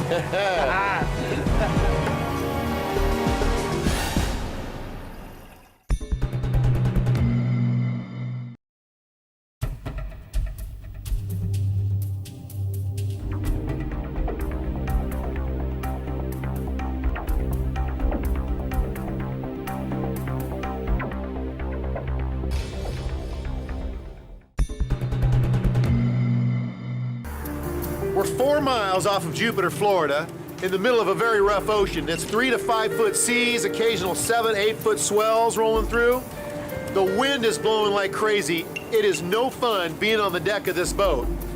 We're here to interact with lemon sharks, and we're trying to see if there's a difference in the behavior between male lemon sharks and female lemon sharks in terms of the amount of human interaction they'll tolerate.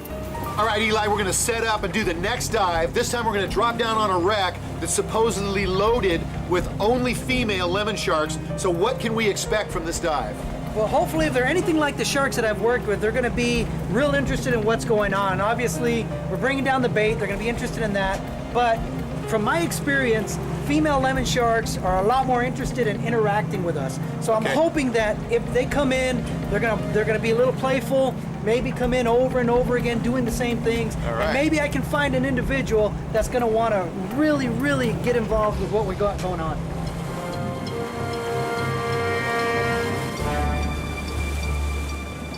We gear up for the next dive. A large wreck in 90 feet of water, where groups of female lemon sharks can be found.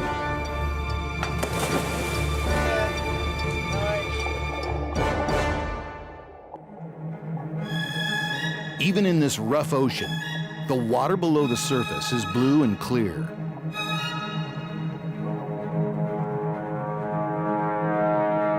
Randy Jordan decides to bring a nice big fish head to the party.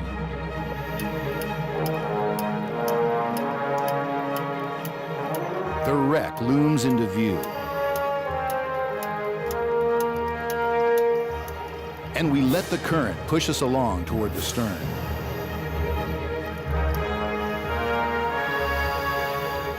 Randy signals for us to come down to the sand at 90 feet, where a number of female lemon sharks are beginning to congregate.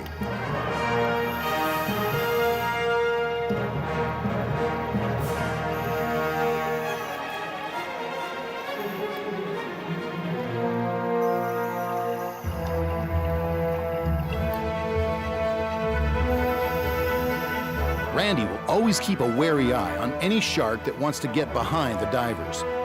So he guides this lemon shark back to the front yard.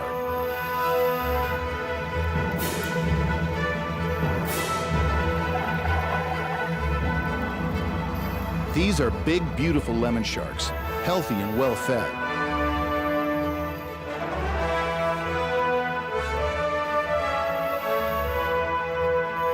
A nurse shark that seems to be blind in one eye wants in on the action.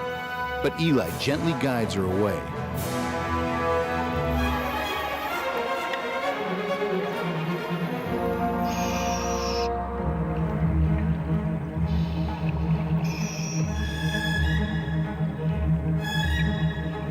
The cloud of small fish swirling around us are grunts. And they're so dense that sometimes you only see the lemon shark when it's in your lap.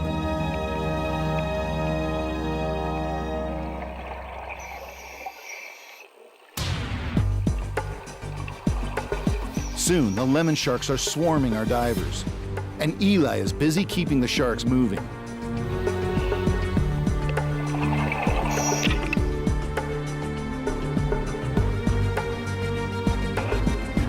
But it's already obvious Eli was correct.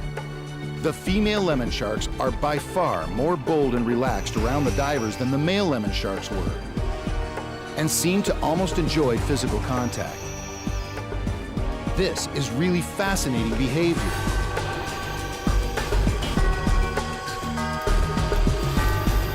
We can only stay at 90 feet for a limited amount of time, so we leave the bottom and head for the surface.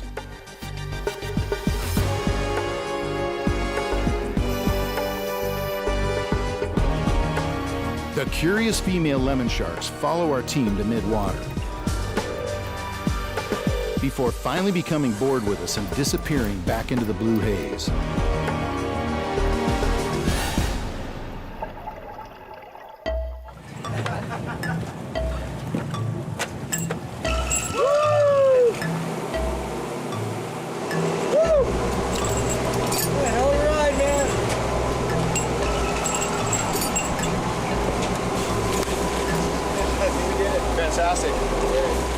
Eli, here's my take.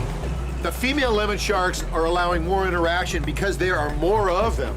They are in competition with each other. And when that chum was starting to really get boiled out of that box, they were really sticking their head in there one after another. So when you're reaching up and touching the side of their head, I noticed the nictating membrane, and that's that white membrane you'll see cover the eye, which is really to protect the shark's eye. I see that happening each time you do that. I don't know if that's a sign of, wow, this feels really good, or if they're protecting themselves saying, I'll let him do this, but I'm looking for food.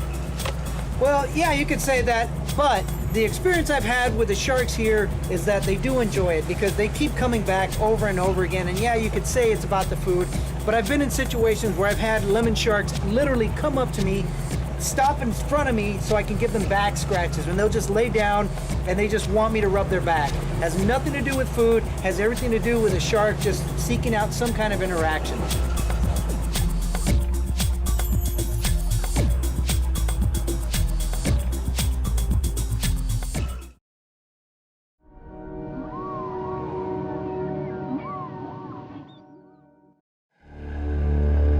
Meet the junkyard dog of the shark world.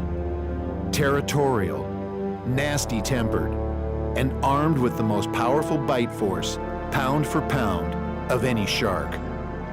The bull shark is a true threat to humans, and they've proved it many times.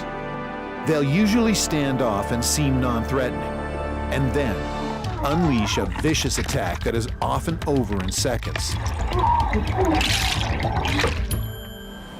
Eli and I will attempt 2 different experiments with Florida bull sharks.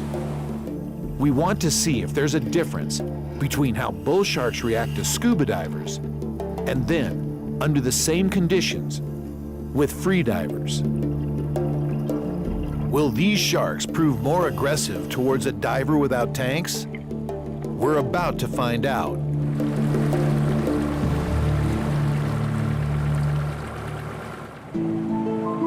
We're heading out of Florida's Jupiter Inlet, about 6 miles offshore to an underwater ledge that's home to a very aggressive pack of bull sharks. There isn't a spearfisher here in Jupiter that doesn't have hair-raising tails from that ledge. Bull sharks are found worldwide in warm, shallow water. They're just as comfortable in fresh water as they are in salt water, and they will travel miles upriver. And this is why they keep getting themselves into trouble, because they put themselves in direct contact with humans. The bull shark is the 3rd most dangerous shark, behind the great white and the tiger shark. Both Eli and I actually consider it more dangerous than either. and anyone who has much experience with them would probably agree. This is a shark I've never interacted with. Today we're facing multiple bull sharks. I consider them dangerous and nasty tempered, but they are fascinating sharks and I have so much to learn from them. The average bull shark is about 8 feet long and weighs around 300 pounds. They're extremely aggressive, and when you encounter one, it feels like you just ran into a junkyard dog, but there's no fence to keep you safe. And then there's the bite strength, measured at over half a ton.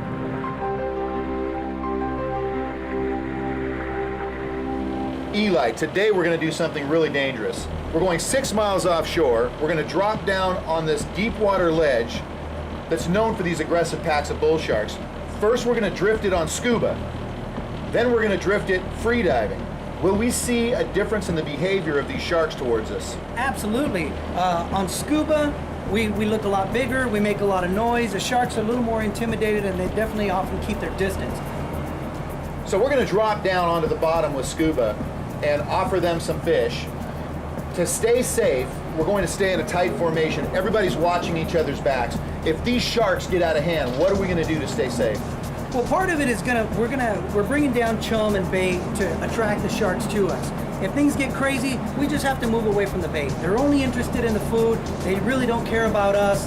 And so that's what we're going to do. We're just going to move away. Sharks will stay to the bait. They get all excited over there. Once they calm down, then we can move back in. Okay, now how about free diving? When we're just cruising the surface and the bait's kind of following us on a float, what do we do then? We still do the same thing? We get away from the Same float? thing. The further we are away from the bait, the more calm the action is. The sharks are really tense and worked up over here. We're over in the background. Sharks don't care about us.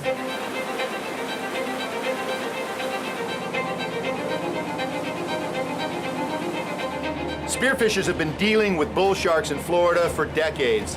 They've learned how to coexist with them, but the relationship is an uneasy one. Randy, why are there so many bull sharks here in Florida? I tell you, we're really blessed. There's a lot of bull sharks here because Jupiter is as close as you can get to the Gulf Stream anywhere in the United States. It's right here. The bull sharks come in off that super highway. They come in to get clean. They come in to hang out. And to top it off, they go up the river. Loxahatchee River is right there, a natural river to pup. So they got everything all here in one place. I can't wait to get in the water with these bull sharks, but once we get on that ledge, we're going to be on full alert until this day is over and everyone's safely back on board. Blue Water Savages is brought to you by Wall Clippers and Trimmers. Real guys, real grooming. Visit wallrealguys.com. We're headed 6 miles offshore from Jupiter, Florida, to an underwater ledge patrolled by highly dangerous bull sharks. But are these sharks less aggressive towards scuba divers than free divers? Our first dive will be on scuba, and we'll drift over the ledge with a box of chum and see how the bull sharks respond.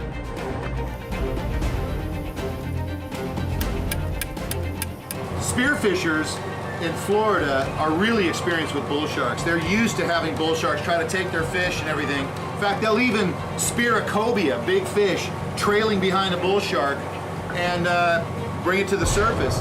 But that's really playing with fire, right? Oh, absolutely. I mean, you're talking about shooting a fish on top of a bull shark. Naturally, when that happens, you scare the shark takes off, but then he realizes there's scent in the water and he's always going to come back.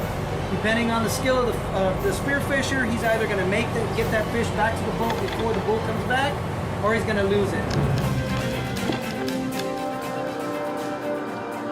So if you're a scuba diver, never been around bull sharks before, you come out here to Florida, you drop down on a wreck, and a big bull shark starts acting weird. How do you handle that?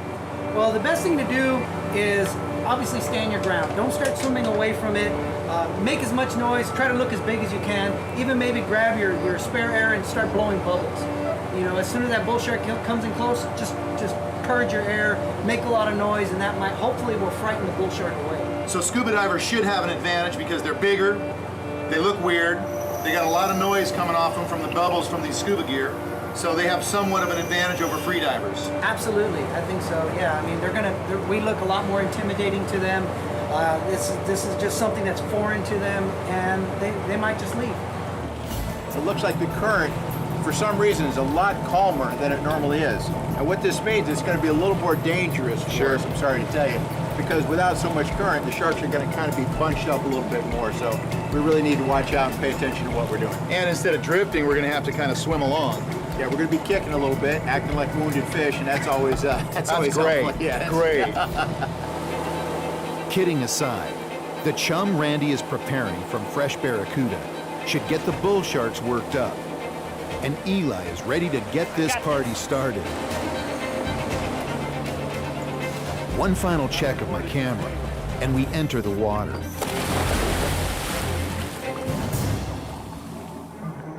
Randy Jordan will be in charge of the chum stringer. Sharks hear and smell literally everything going on in their vicinity. And as Randy begins cutting up the barracuda, Eli is already seeing bull shark activity below us and conveys his enthusiasm with sign language.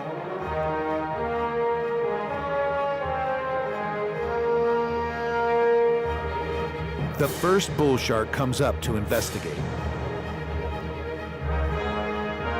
Built like a tank, you can see where they get their name.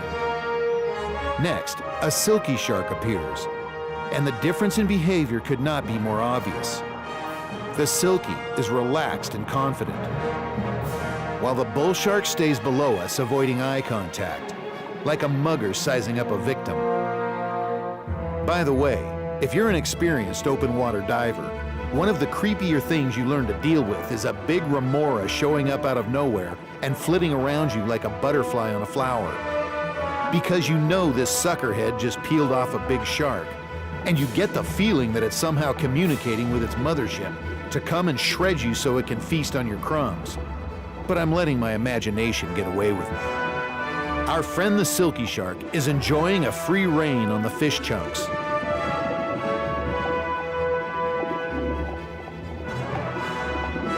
Eli scrapes a fish on the stringer with his knife. The bull shark responds immediately, but then decides there's just too much going on with all of these noisy divers and heads back down. Just as we anticipated, the bull sharks are wary of our noisy divers on scuba. A striking contrast in behavior with the silky shark that seemed completely unafraid. We continue to drift the ledge as more bull sharks begin to appear below us.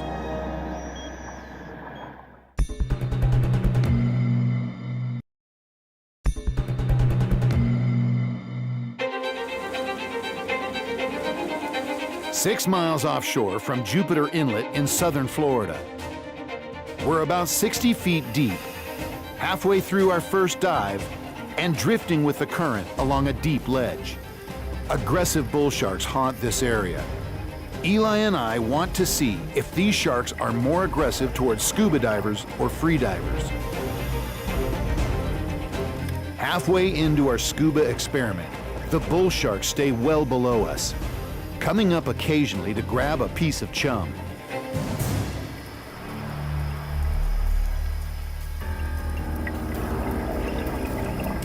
As we drift along with the current, the bull sharks that come up to investigate are repeating a pattern of behavior.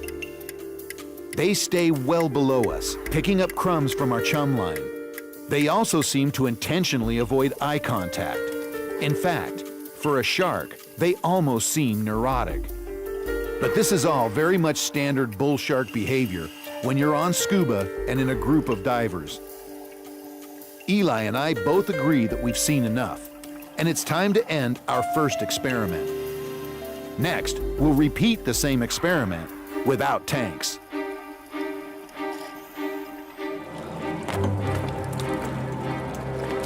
All right. Well, that was good. That was good. A lot of bull sharks milling around. And they seem to be standoffish. They really didn't get that close to us. We got some good footage of them. We had some fairly decent interaction. A couple of them came up and ate some of the bait, but they really didn't get right in there and mix with us. They acted exactly how I thought they were going to act. Right. Bull sharks don't like the diving. They're shy of the bubbles, and they just kind of were more standoffish. They would sneak in, wait till we weren't looking, kind of come in, but then they weren't really comfortable at all. Yeah, I'm surprised at how many of them would disappear in one direction only to come back in the other direction. They seem to like to do that. Yeah. They're a lot more comfortable when they know you're not looking, absolutely. Yeah, all right, well, experiment 1 proved our point. Yeah. Bull sharks are kind of wary if you're on scuba. The Emerald returns to the drop-off point. We want to make sure the conditions are as similar as possible for our next experiment. Same drift, same sharks. Will they be more bold and threatening to freedivers? Randy, I know you have a lot of history with bull sharks here. Why don't you share some of your crazy stories with us? Well, I'll tell you, Eli, of all the sharks we run into out here, bull sharks are, I respect them absolutely the most. Absolutely. As you know, they have the highest testosterone level of any animal in the animal kingdom, and sometimes they act like a gang of wild animals. I remember one time I spearfished, and I had shot, I don't know, jack crevalle or something, I don't recall what it was, and my line's 15 feet long. So I started pulling it in, the next thing you know, bam, like 6 or 7 of them hit it at one time. It looked like it just powdered, that's all that was left.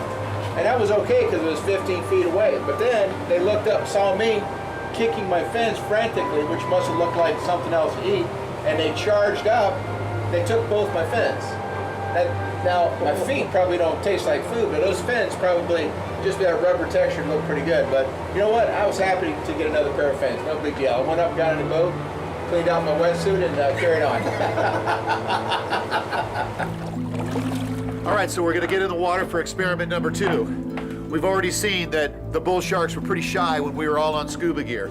We're bigger, noisier, and something they're not really quite used to. Now we're gonna jump in with freediving gear. Snorkels, fins, a weight belt, and that's it. So let's see if their behavior changes. We have 7 big, mean-looking bull sharks circling around our box of bait here. We're gonna try to stay close to the boat, try to stay safe, watch each other's backs. Here we go.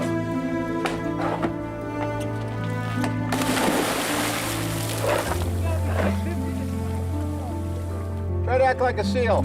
I think this might be written up in the Darwin Awards. As I reach Eli, I can sense that the atmosphere is now radically different.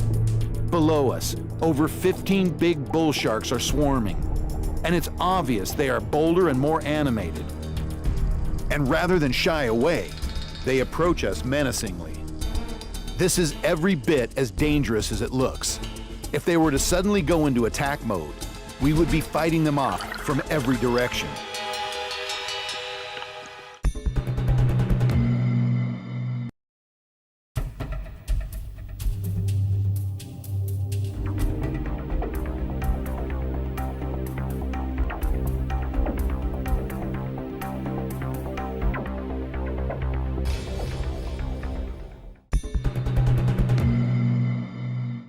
Six miles from Jupiter Inlet, Eli and I are drifting a deep water ledge swarming with bull sharks.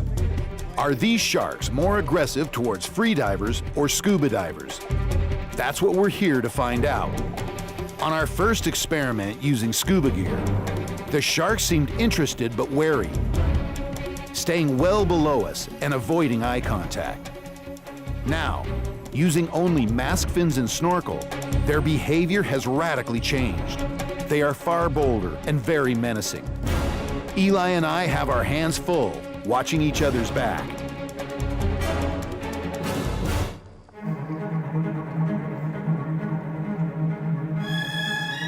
One of the bull sharks decides to test Eli, but loses its nerve and darts away.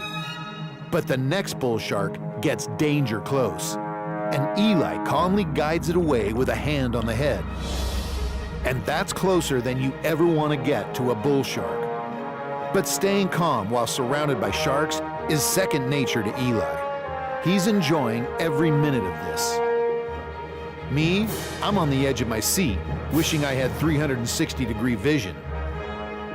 As you can clearly see, these bull sharks are behaving radically different towards us as freedivers versus scuba divers. Just 10 feet past this buoy, it gets really nutty. If you're going to swim with sharks, you need to understand the triggers that set them off. Although these bull sharks are not directly threatening us, if we had a struggling fish in our possession, then all bets are off. But here we are, with chum in the water, surrounded by 20 bull sharks miles offshore. Everything you need for a nightmare shark encounter. And yet this pack of bull sharks remains in cruise mode until something triggers an attack.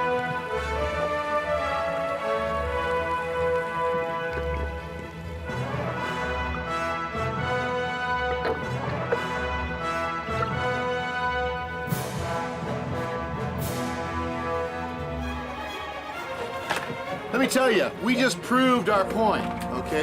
And I tell you, there's a lot to learn from this dive that we just did. We were in the water with probably 15 to 20 bull sharks. I've got video of Eli diving down with 7 or 8 of them swarming around him. And although they weren't aggressive, they could have been very aggressive. They really weren't aggressive. And you know why? Because we weren't shooting fish. We didn't have a big fat fish struggling on the end of a spear, even though we were in the water with chum and with bait. So everything you do, all these little nuances really affect that shark's behavior. Absolutely. You know, your behavior, the way you act with them.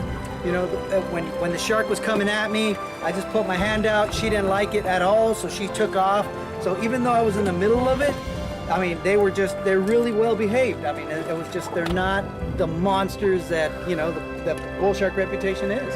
Well, yeah, but I mean, if you shoot a gag grouper down there and drag them to the surface, they become that monster like that. Hunting is different. I mean, hunting truly brings But out... come on, Eli, come on. You're trying to tell me these aren't monsters. Those are monsters. We're just not flipping the switch, right? Yeah, okay, right? Am I right? right. Am I right? No. Truly. I mean, Okay. as far as a shark goes, I mean, this is the scariest of them all out there. Even the big, giant, great white. I think the bull shark, you know, to me, has me on alert a lot more than a white shark ever would. You know, there's just something about these sharks. I mean, they're you know, they hunt in a pack. Absolutely. And they bite like tigers, and I mean, there's just, you've got to respect these animals. A half a ton of bite force. They're not even sure why a bull shark has such a ridiculously powerful bite. It doesn't seem to serve any purpose because they're fish eaters. Well, yeah, but then again, like every shark has a job in the ocean. Like the tiger shark's job is to help control turtle populations. The hammerheads help control stingrays. Bull sharks are shark killers. They help control the shark population. That's why they're so massive, and they make sure we don't have too many reef sharks and other species of sharks. So they gotta be powerful. I guess in that case, having a bite measured at a half a ton, 1,300 pounds actually, over a half a ton, I guess that would come in handy. That would need to be.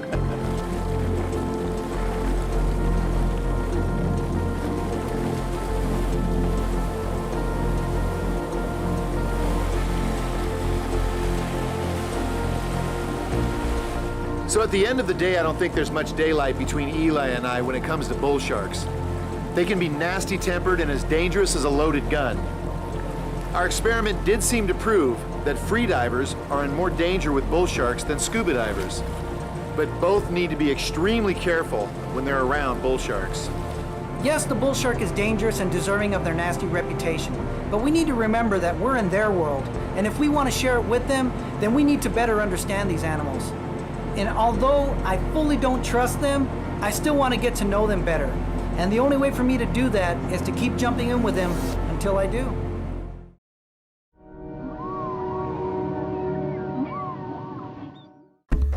What's the best way to get a shark worked up and in your face? Spearing fish in shark-infested waters seems like madness. But South Florida spearfishers have been doing exactly that for decades. And each has a harrowing story. We're going to show you how to stay safe when confronted with an excited shark that wants your fish.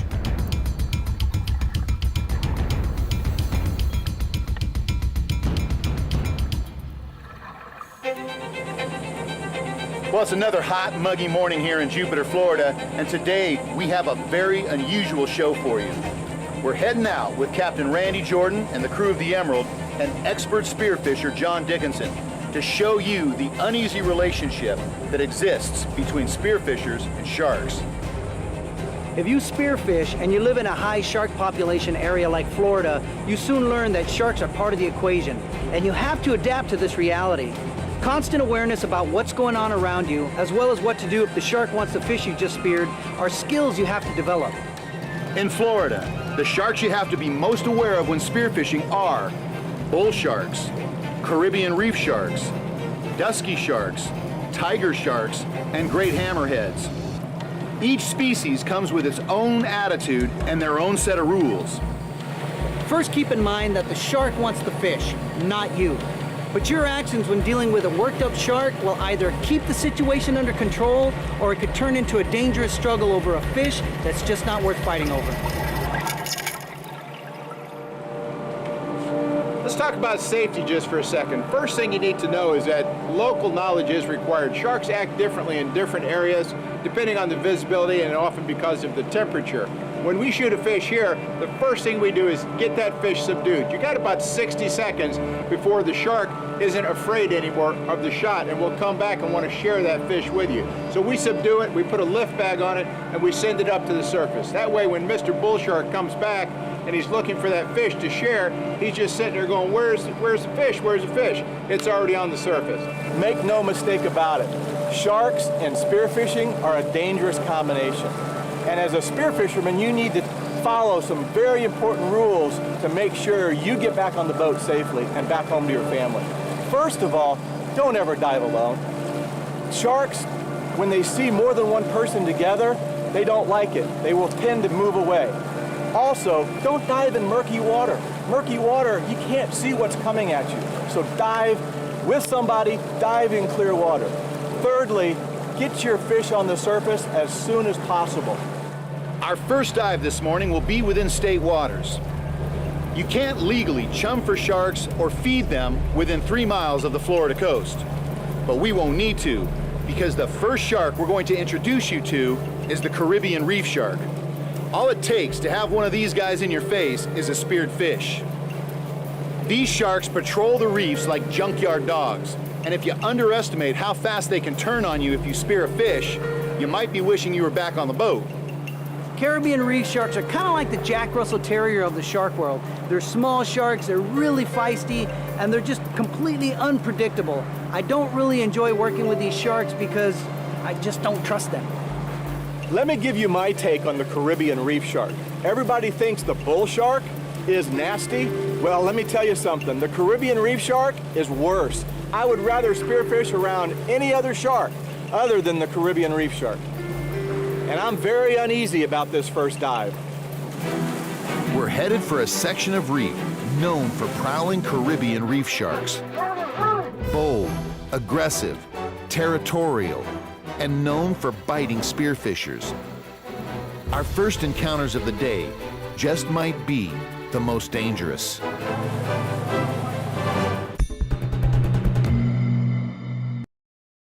Blue Water Savages is brought to you by Wall Clippers and Trimmers. Real guys, real grooming. Visit wallrealguys.com.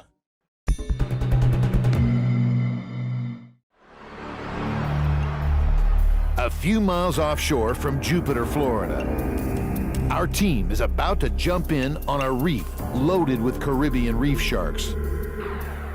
Although they're smaller sharks, they have a reputation for getting very aggressive with spearfishers.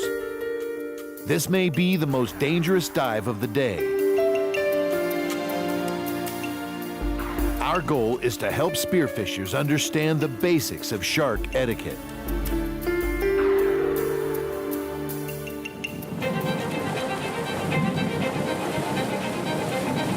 Hey, do you think my ponytail's too tight?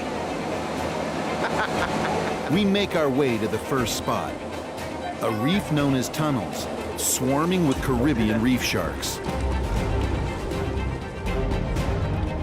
We're all actually smiling, but we're a little on edge with this first dive and the Caribbean reef sharks.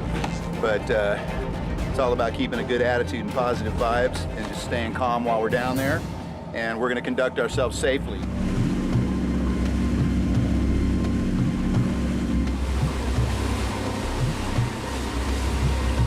All right, guys, we're at Tunnels. This reef is famous for a couple reasons. First of all, It's the closest reef to the inlet, so operators dive here a lot because they can get home. Second of all, they've been feeding Caribbean reef sharks here for 20 years. They stopped doing it in 1999 when they passed a law not to feed reef sharks or any sharks within 3 nautical miles of the Florida coast. We're going to jump in. Reef sharks aren't pelagic, so these guys remember what's going on. So we're going to see a lot of reef sharks. When we shoot something, you're going to see that they get worked up. You just need to stay out of the action. Don't get too close to that line, and John and I will take care of the fish. There's fish here, but you got to have some brass ones to go down and shoot fish here. As we gear up, the atmosphere becomes more serious. Caribbean reef sharks are precocious and quick to bite. So we have one rule on this dive. No one gets bitten. Let's set us up, Colin.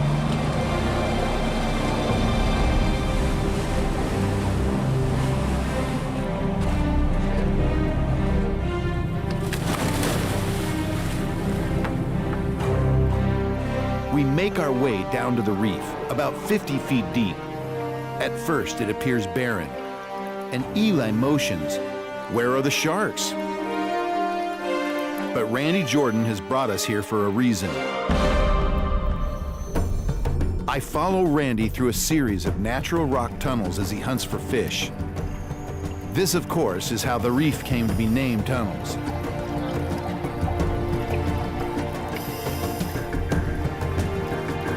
Eli spots something, and out of nowhere, the first Caribbean reef sharks arrive on the scene.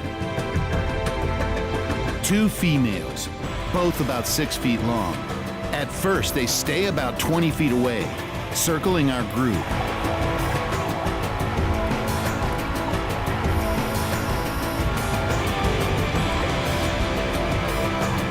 Randy decides to spear a fish.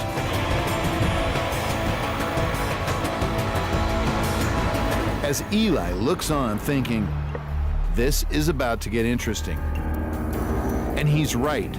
A Caribbean reef shark makes a beeline to Randy, who has taken a position on the reef with his speared fish. Something you should never do. Randy never sees the shark coming, and he almost gets bitten on the calf before I scream at him underwater. This shark is aggressive. He stays close to Randy, using the grotto for cover, then comes right back and challenges Randy for the fish. This shark would bite you in a flash if you pushed your luck. But Randy stays calm and uses the butt of his gun as a prod to keep the shark at bay.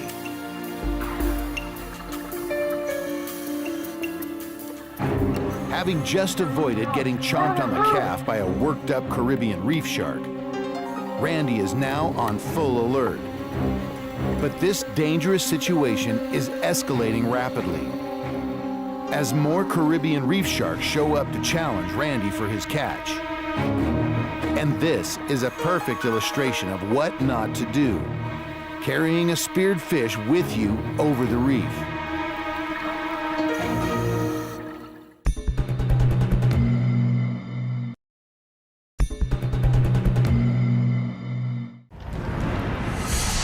A few miles offshore from Jupiter Inlet and about 30 feet deep, we're almost pinned down by a swarm of Caribbean reef sharks. Randy has speared a fish and almost paid the price for keeping it with him as he cruised the reef.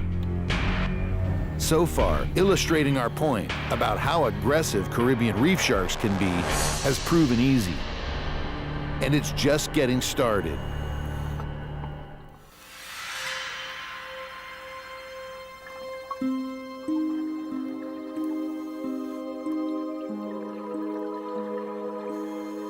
Randy sits tight on the reef, refusing to relinquish the fish.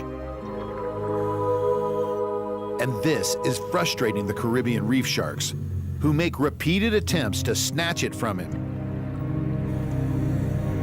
Randy stays calm, and using the butt of the gun, he guides the sharks away. But this is the wrong way to operate in sharky waters. The best approach is to get rid of your fish as soon as you can by using a float with a stringer on it.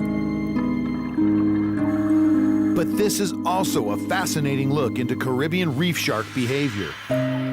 You're getting a rare look into their neighborhood. These sharks do not migrate. They live here year-round.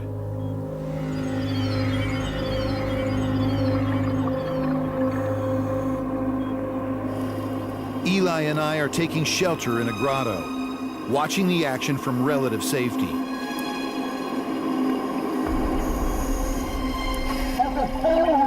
Yes, this is crazy. I'm counting at least 7 individual reef sharks, and they seem to be coming from every angle.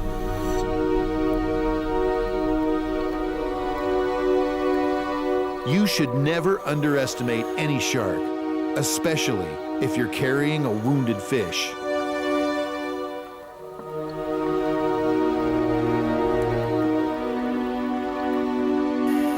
Eli and I are mesmerized by the experience.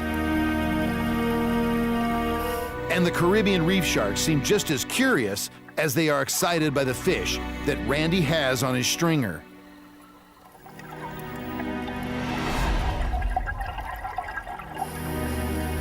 It's almost as if this is the only thing that's going on that's exciting in their neighborhood right now. So the party's on.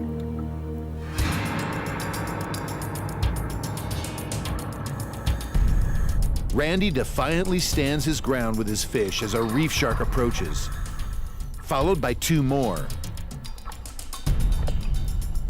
And then another rushes in for the fish. You can tell this shark is dangerous. If you were careless, it would bite you in a flash. But Randy shows just how easy it is to keep the shark at bay by calmly using the butt of his spear gun.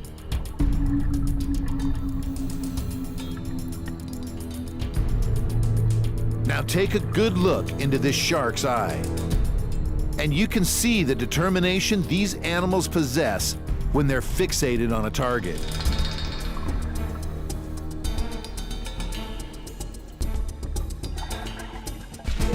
The reef sharks just keep coming, and even though we're relatively safe in our grotto, Eli and I decide to evacuate. Here you go. Colin, take it, buddy. Got it. Ew. I gotta get a smaller camera. I gotta get right behind you. Wow, Caribbean reef sharks are really fast. They're like little speed demons. I had trouble keeping up with them with my camera because they kept on stirring up the water and they were just going so fast in between. It was very intense dive. Man, I tell you what, I just got down in a hole. I got down in a hole and I just put my camera right on the reef and I was just like watching probably 5 or 6, 7 reef sharks just spiraling around us, and you almost got bit.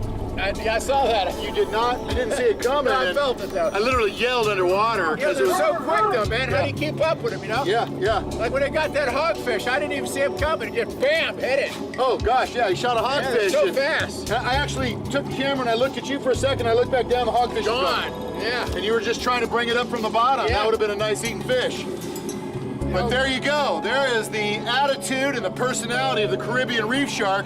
Let's move on to the next goal here and go visit the bull sharks, huh? Yeah, that ought to be easy. Let's go do something safer. That'll be easy after this.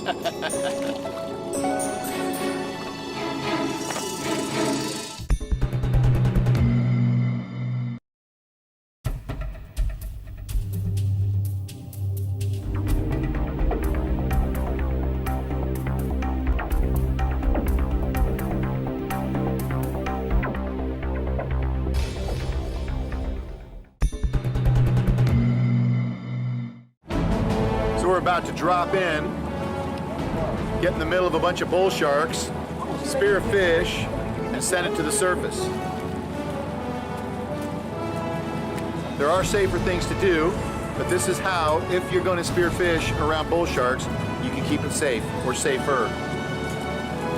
Try to keep it. And some people would just not agree with any of that, and we get that, Okay, on this dive, we're gonna be spearing around bull sharks, and I've got a little experience with that. Let me share a story with you. couple of weeks ago, I shot a cobia off the back of a bull shark. That cobia was fighting, came up, went over my head. The bull sharks came off the bottom, came up to get that cobia. They went by me, but in the process, one of them took my scooter and yanked it out from underneath my leg. The other one grabbed my spear gun and took off with it.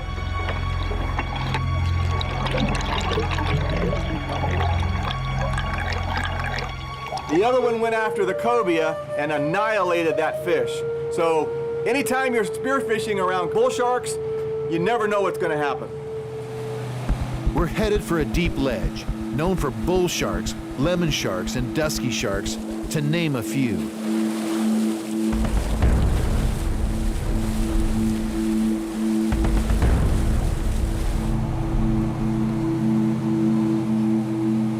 Our driver sets us up, and we enter the water.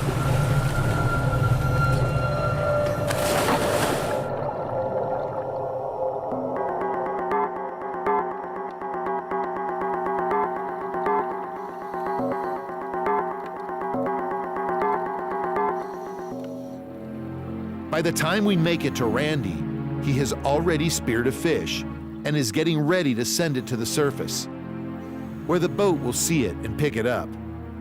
Because out here, you never know what might show up.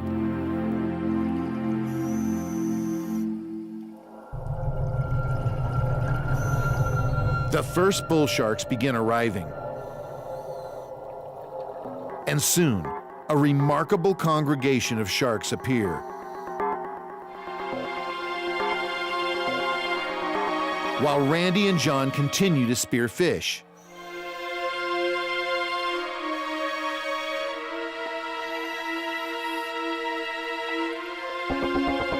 And not all of them make it to the surface. Bull sharks have an incredibly powerful bite and a ferocious style of attack. And they also have a neutral mode, just cruising around below you looking bored, not coming up to your level or having direct eye contact with you, or very rarely anyway.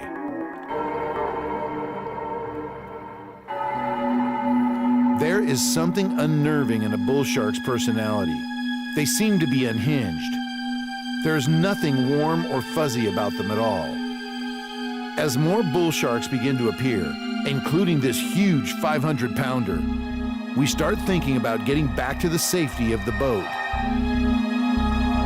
A swarm of bull sharks is following us.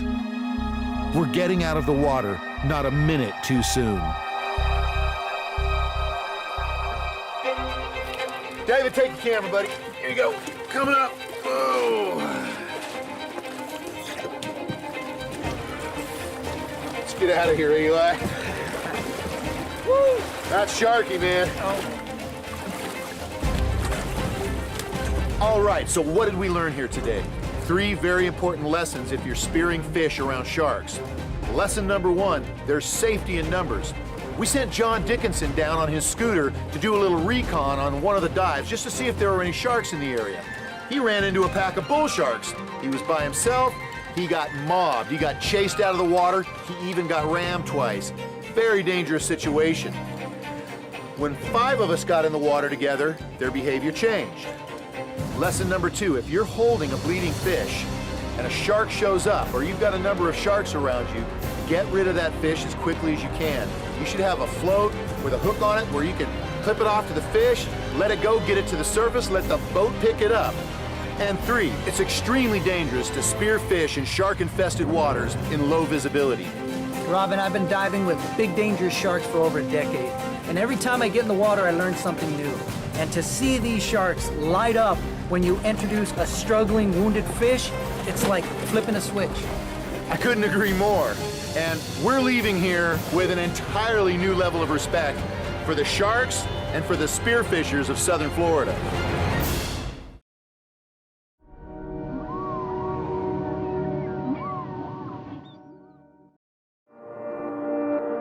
The 3 largest hammerhead sharks include one that seems to be odd even for a hammerhead. Ranging as far north as Nova Scotia, The smooth hammerhead prefers slightly cooler water than its cousins, the great hammerhead and scalloped hammerhead. It's also been reported to be a fast-swimming, aggressive shark.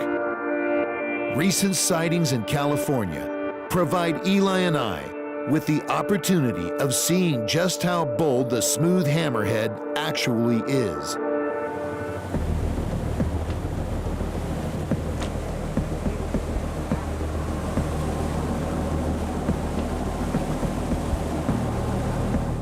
We're heading out of Oceanside, California this morning with Captain Chuck White, one of the best shark guides in Southern California.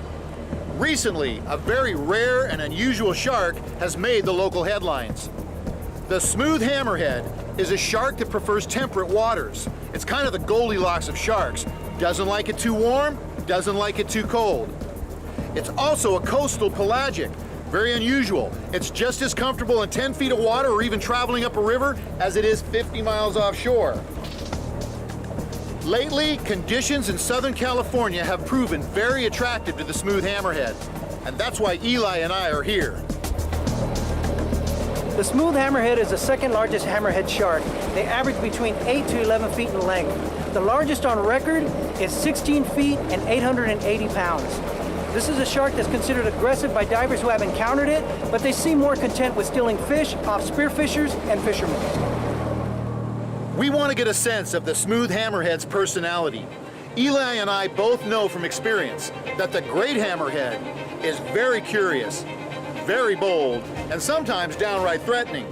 They could care less about divers one way or the other unless you're holding a fish. Their close cousin, the scalloped hammerhead, is a shark often found in large schools worldwide in tropical and subtropical waters. This is a shark that is far more timid and will generally shy away from divers. Our first goal is tough. This is a big ocean, and these smooth hammerhead sharks are very rare. But our guide Chuck White has a keen sense of where to search. We're using satellite data to determine where the warm water areas are mixing with cold water, and that line in between them is where the tuna should be running. And if we're lucky, that's where we'll find smooth hammerheads pursuing prey. Once we find the smooth hammerhead, our main goal is to keep it interested in us and hanging around long enough for us to get a true sense of his personality. We've heard a lot about the smooth hammerhead's attitude, but for Robin and I to get a true sense of this shark's psyche, we need to spend time with the animal in the open sea. 20 miles out, we begin laying down a chum slick. A frozen block of chum in a floating milk crate is the state of the art. Let's talk about the smooth hammerhead cephalofoil. Now that is a fancy name for that big hammer-shaped head.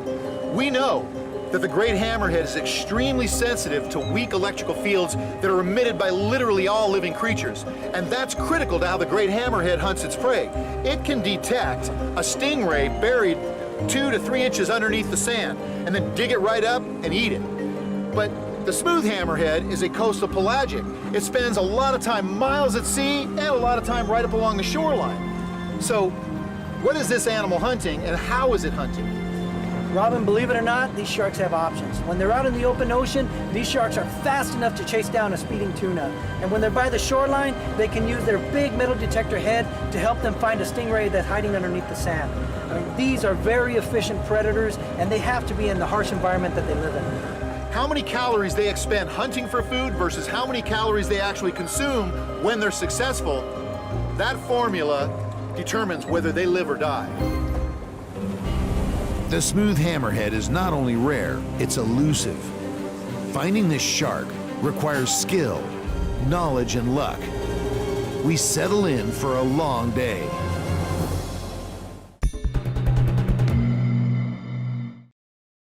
Blue Water Savages is brought to you by Wall Clippers and Trimmers. Real guys, real grooming. Visit wallrealguys.com.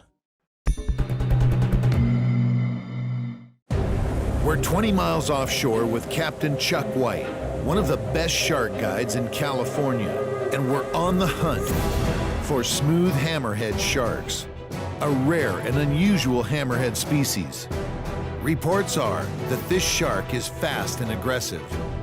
Our goal is to get a feel for this shark's personality by getting in the water with one if we can find it. Okay, we've got some commercially purchased shark chum. We're putting out a chum slick right now that this can go out for a mile or two, and the sharks can come from any direction and they'll follow this scent right back to the boat. Well, I've got a little bit of experience with smooth hammerheads here in Southern California. I'm a guide, and I've been in the water with them about a dozen times. You know, we're always very excited when they come to Southern California.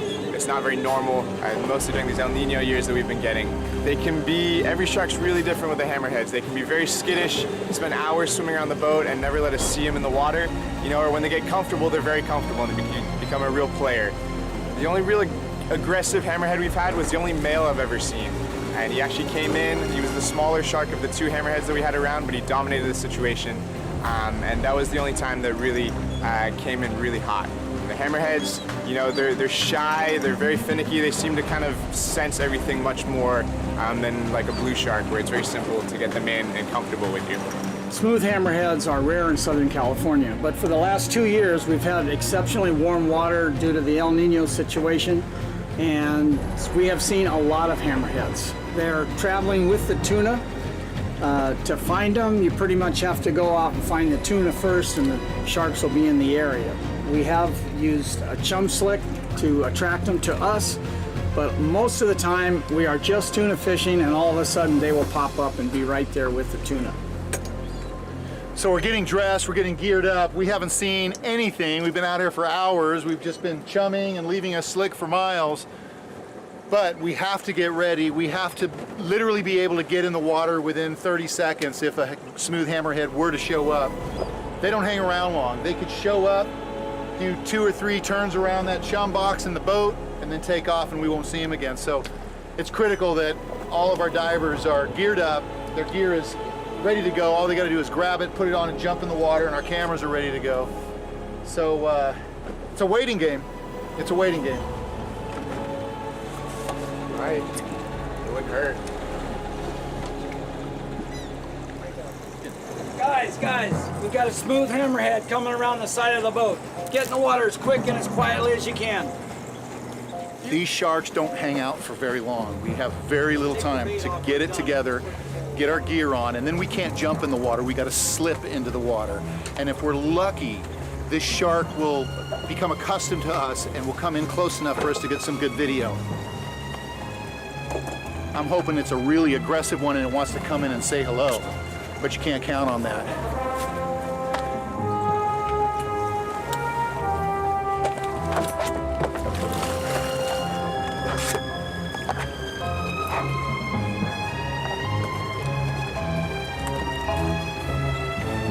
We slide into the clear blue water and find that we're completely alone. No sign of the smooth hammerhead. Just empty blue void. We remain calm and still, hoping the hammerhead returns, but finally give up and head back to the boat. That's what you call frustrating. That's really frustrating. Well, we got close. We got close. So Chuck saw it, but we didn't see it. The boat captain we had a 10-foot smooth hammerhead cruising around the boat. But boy, as soon as we slid into the water, I guess he hung around a little bit after that, but then just disappeared and never let us get close enough for video. Exasperated as our first hammerhead shark just vanishes before we have a chance to get any video. We'll shift strategies, and tomorrow we'll head further north to cooler waters with Captain Keith Poe. Eli and I need to spend some time in the water with the smooth hammerhead to get a feel for this shark.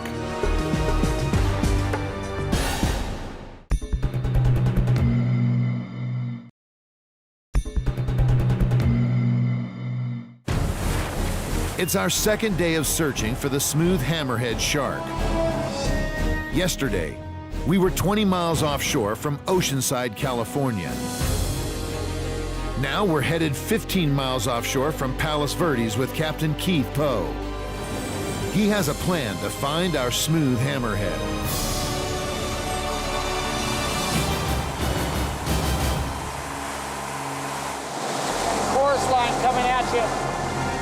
Keith Poe is a man who lives life on his own terms. He's a world-renowned shark tagger and spends an enormous amount of time searching the waters off Southern California for sharks. We asked him to find us a smooth hammerhead, and Keith Poe delivered. We just had a smooth hammerhead come up to the back of the boat, and we got to get in the water as fast as we can because they are very skittish, won't hang around very long. And this one shot in and shot away, but we're gonna probably get lucky here. So here we go. There he is. Smooth hammerhead right there off the bow. Look at that. That's a nice one. He's about 10. Yeah, that's a 10-footer. 10-footer. You ready, David? 40 feet back. 30 feet behind us? Yeah, 40 feet behind them. The trick here is to slide gently into the water without spooking the shark. There are 3 of us, and we're fairly large, so the shark has every reason to be wary. Eli begins chunking up frozen skipjack tuna, and the smooth hammerhead swings back in to investigate. All sharks are curious. Some are more wary than others, and this shark does not seem interested in joining the party.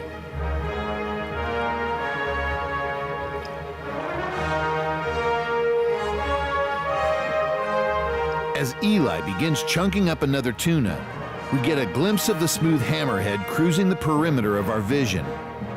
You know, you hear all these stories about how aggressive this shark is, and you know, I always wonder if sometimes if it's just like fishermen's tales where, you know, the shark is bigger than it really was.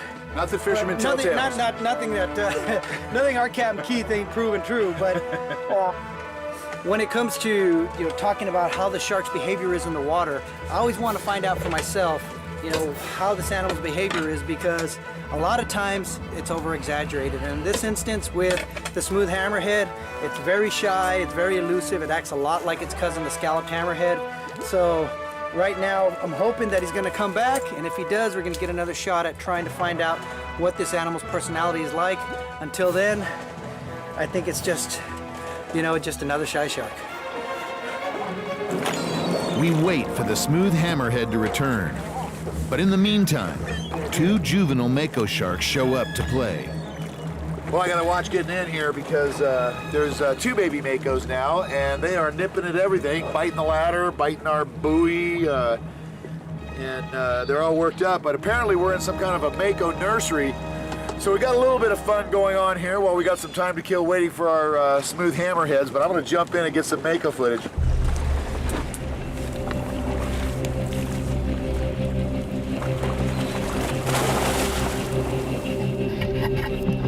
These young Mako sharks are really worked up. This one is only about 2 feet long and probably less than a week old. Yet it behaves in exact miniature of the 1,000-pound monster it may one day become. Curious, persistent, and always looking for prey.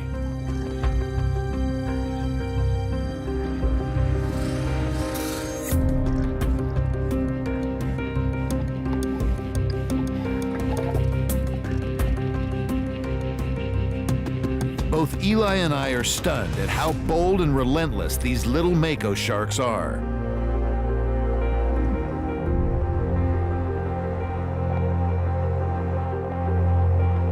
They would also love to take a test bite of one of us.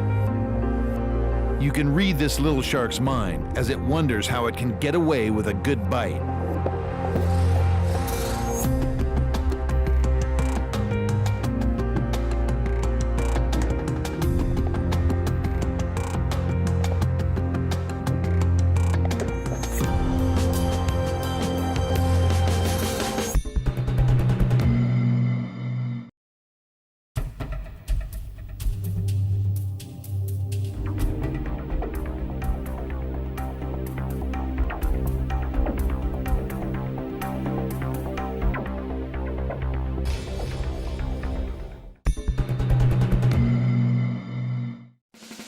"15 miles offshore from Palos Verdes, California, we're laying down a chum slick and drifting with the current, trying to attract smooth hammerhead sharks to our boat.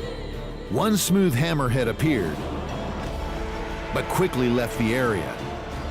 Now we're in the water with two juvenile Mako sharks who seem anxious to just get a bite out of anything.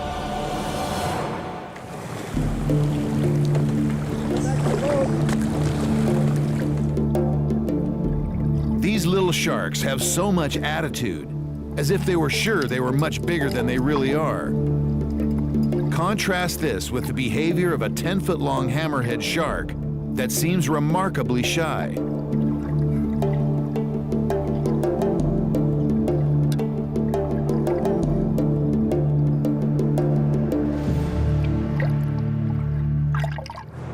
Unfortunately, our chum line is proving popular to many of the locals.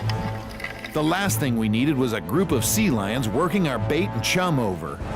But watching the shearwaters diving down 15 feet and flying around underwater as they pick up fish chunks is almost worth it.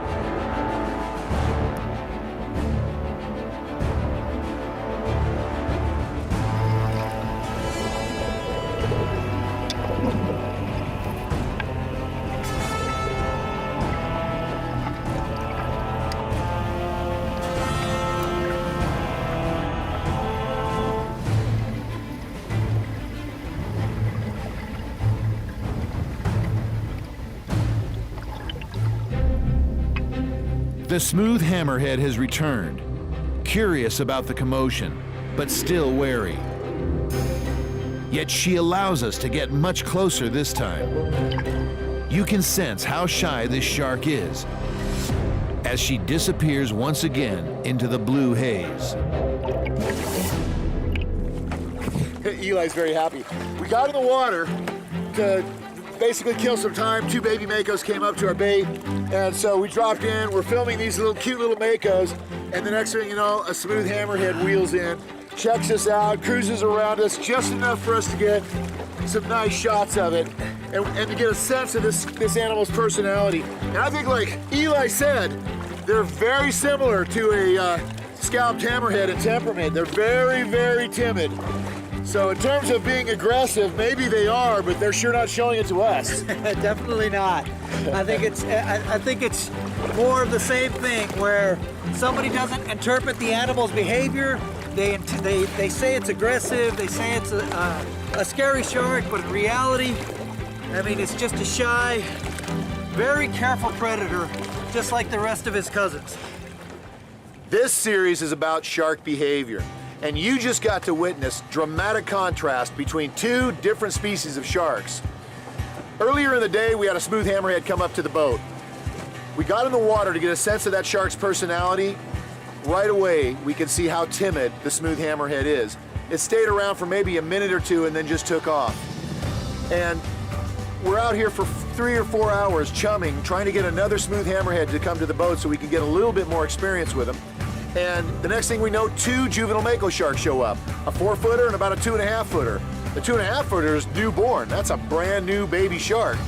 And both of them were extremely aggressive, very bitey. They were coming to the back of the boat, biting the swim step, biting the boat, biting the buoy with the fish hanging on it, shaking the heck out of everything they were biting, coming up to us like they wanted to bite us. And we understand they're also juveniles, which makes them inexperienced, which makes them dangerous. So that's part of the equation. But while we're out there, a smooth hammerhead comes up the chum line, gives us just a couple of minutes to get a little bit more of a feel for their personality. What a difference. Absolutely. We came out here to find out if the smooth hammerhead was an aggressive shark. If the rumors were true, they're completely false. This shark is a very careful animal. It would come in, it would hang out in the peripherals, it would just do flybys, but it did not want to come in. I think what we did find out was this shark is a very careful, timid predator.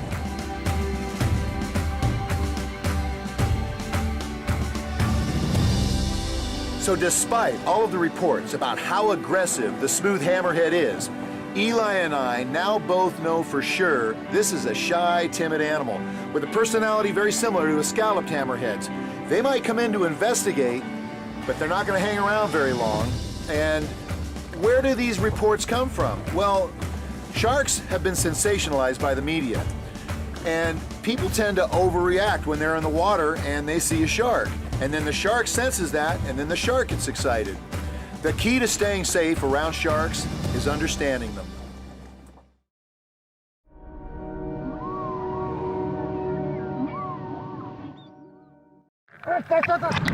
The short-fin Mako shark is the undisputed lord of the open sea. Incredibly fast, they've been clocked at over 50 knots. They feed on fish, squid, and other sharks, and average about 7 to 8 feet in length. But there are also monster Mako sharks. Massive animals that can weigh well over half a ton.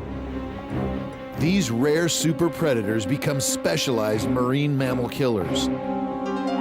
So how long would a diver last in the water with only a camera? At over 11 feet long and 900 pounds, this may be the largest Mako shark ever captured by an underwater film crew. And we're going to share the story of this incredibly rare experience with you.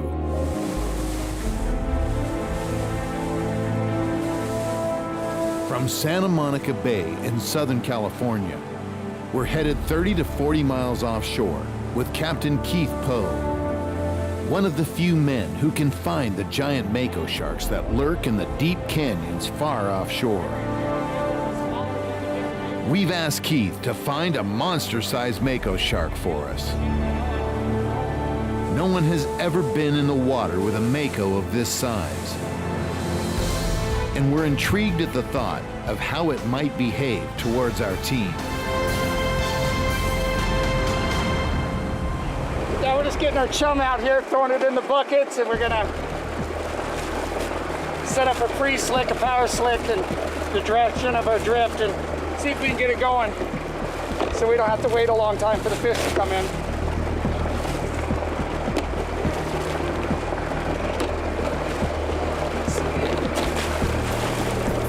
Welcome to Monster Mako country. We're 28 miles offshore from Santa Monica, California. We're in the Southern California Bight.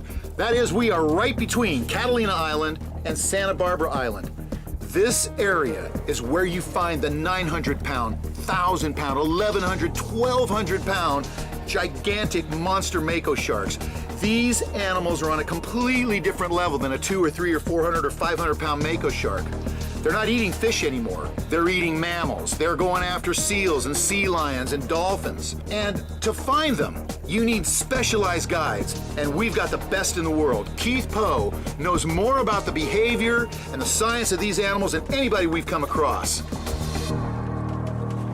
A 200-pound Mako is basically a bony fish eater that eats small fish up to 4, 5, 10 pounds. And a 1,000-pound Mako is something that pretty much eats whatever the hell it wants. It can run anything down in the open ocean. It doesn't have to pick and choose, but it does. And when it comes to a chummed up scenario around a boat, I've noticed that if a smaller fish comes in, a Mako on the slick, and there's a bigger one there and the smaller one doesn't give way, the bigger one will grab it around the gills, around the head, and shake it very violently and throw it, sometimes up through the air. Our first goal is to see if we can find a giant Mako shark. Believe it or not, the bigger the shark, the shyer the shark. It takes a lot of work to try to get one of these giants into the boat, and that's why we're with Keith Poe. He really knows how to do that. This is what he specializes in, and we're hoping that he's going to be able to find one for us. The second goal is to see if we can get in the water with this animal and see if it'll allow us to get in the water with this animal. This shark is considered undivable. They are very big, they're considered extremely dangerous and very unpredictable, so we have no idea how the shark is going to react once we get in the water. I gotta time this right. I don't want her at the back of the boat when I slide in. Will it come at us? Will it take off running? That's what I want to find out. So let's talk about the Mako shark's personality. You know, it's easy to look at an animal like this and say, well, its brain mass compared to its gigantic body is pretty darn small. And think to yourself, well, it must be like a machine, like something that's on autopilot. It must be acting on instincts. Well, let me tell you, Mako sharks are highly intelligent and they do surprising things. Many fishermen have told me that they have caught them and had them run away from the boat. The line goes slack. All of a sudden, the Mako runs straight up to the boat, sticks its head up out of the water, and looks at the people in the boat. That doesn't sound like a dumb animal to me. And both Eli and I have spent quite a bit of time in the water with Mako sharks, not this size, the 200, 300, 400, 500 pound class. And they're generally well behaved, but they have individual personalities too, and we're going to be looking for that. Our challenge is going to be gauging the temperament of the monster Mako that comes to the boat. Is it an animal that is scarred all over its head because it's been eating seals and sea lions and it's ramming into the boat and grabbing the back of the boat and shaking it? We might not want to get in the water with that animal. Or is it an 800 or 900 pound Mako that cruises up to the boat, seems calm, cruises around the boat, we keep it interested with some chum? That's when we're thinking we're going to feel comfortable enough to slip into the water with this massive shark. And that's going to be our challenge, is gauging the temperament of the sharks that come to the boat. Blue Water Savages is brought to you by Wall Clippers and Trimmers. Real guys, real grooming. Visit wallrealguys.com. 30 miles offshore from Santa Monica, California, we're on the hunt for a monster-sized Mako shark. No one has ever jumped in with one of these giants, so not much is known about their temperament. Eli and I have a feeling we can safely pull it off. It's now up to our guide, Keith Poe, to bring a monster Mako to the boat to prove our hunch correct.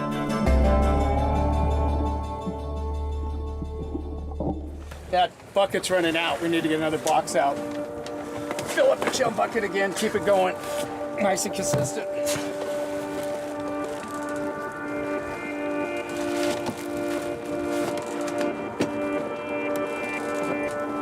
Well, we've been out here chumming now for about 3 or 4 hours. We're drifting with the wind and the currents, and we've got 5 miles of chum slick behind us. We haven't seen a single Mako shark yet, or any shark for that matter, but that's kind of what we were anticipating. In a couple of hours, as the sun gets low in the sky, the Mako sharks, especially these big monster Makos, will come up to the surface, and that's when they'll begin to hunt. And that's when we think we'll have one come up close to the boat. So, right now it's just patience as we wait for the witching hour. Mako sharks are considered the fastest sharks in the ocean. They've been clocked at speeds of 40 to 50 knots, which is an incredible speed for underwater. These are special sharks. Of the 400 different kinds of sharks that are out there in the world, Mako sharks have the ability to warm up their brain and their eyes, which allows them to travel into colder water and be able to think and hunt and catch prey in those extreme conditions. So Keith, when it comes to monster Makos, you probably know more about their behavior than anybody. So in the Southern California Bight, where we're at right now, between Catalina and Santa Barbara Island, do these big, huge monster Makos, do they just stay right here, or are they traveling from island to island, and maybe they have areas that they go to specifically and they know about? Well, from what I've seen on one of the big ones that I tagged that was between, I believe, 12 and 1,500 pounds, and she had a lot of scars on her, which seemed to indicate that she was eating marine mammals like seals and such. And there were actually puncture holes through her cuttle just ahead of her tail from where seals had bitten her, and tears around her eyes where they'd bitten her. But she seems to be just circling the Channel Islands here and going to all the seal hotspots, and she seems to know exactly where they're at, and she just keeps making her rounds. She never stops.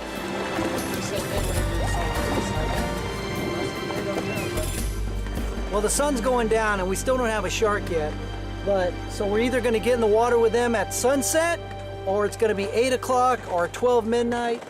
Don't really know, but we're not leaving here until we get in the water with a monster Mako. In 1998, a guy brought in a 740-pound Mako, and it had 5 blue sharks in it. And they were all 3 to 5 foot, and it had their heads bitten off.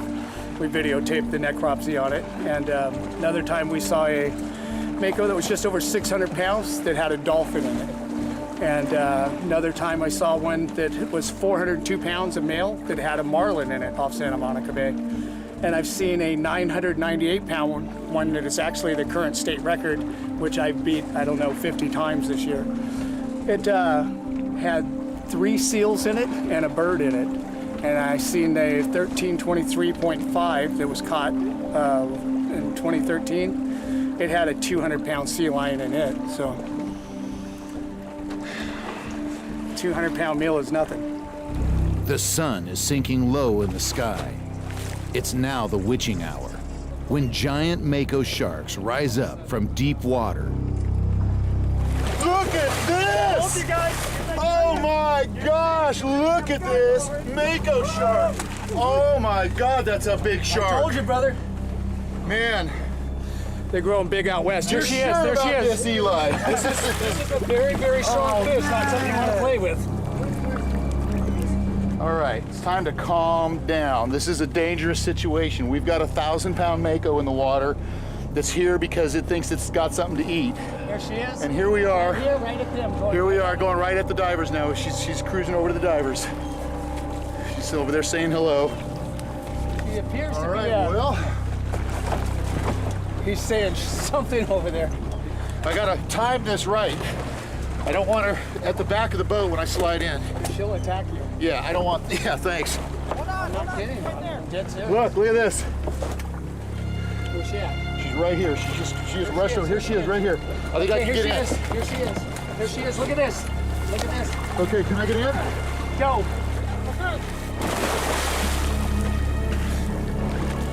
Coming around the bow.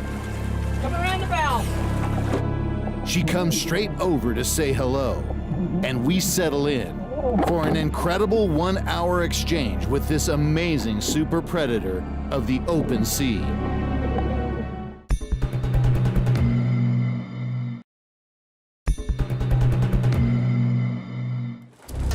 Laying down a chum slick for hours has produced a fantastic Mako shark. Look at this! Oh my gosh, look at this Mako shark! A female over 11 feet long and at least 900 pounds. This is a very dangerous situation, and we're not fooling ourselves.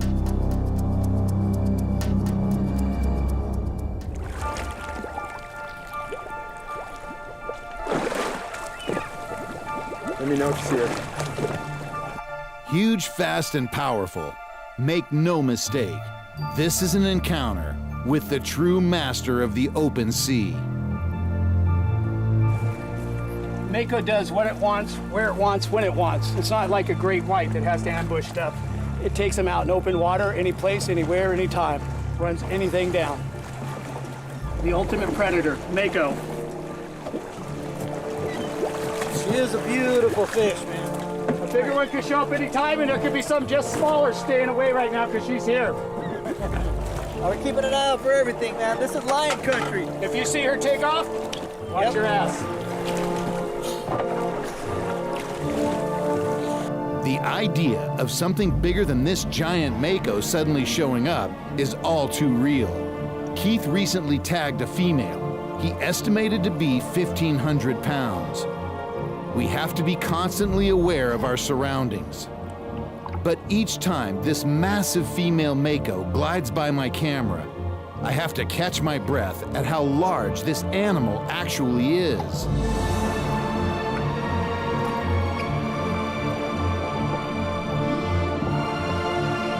She's curious about everything, constantly circling the boat and then slowly gliding by each of our divers, carefully assessing the situation.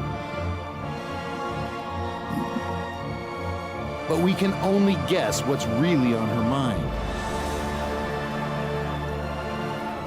She seems completely unafraid of us, and yet not sure exactly what to make of us. But as we get too comfortable, she reminds us that she's a giant Mako shark and to show some respect.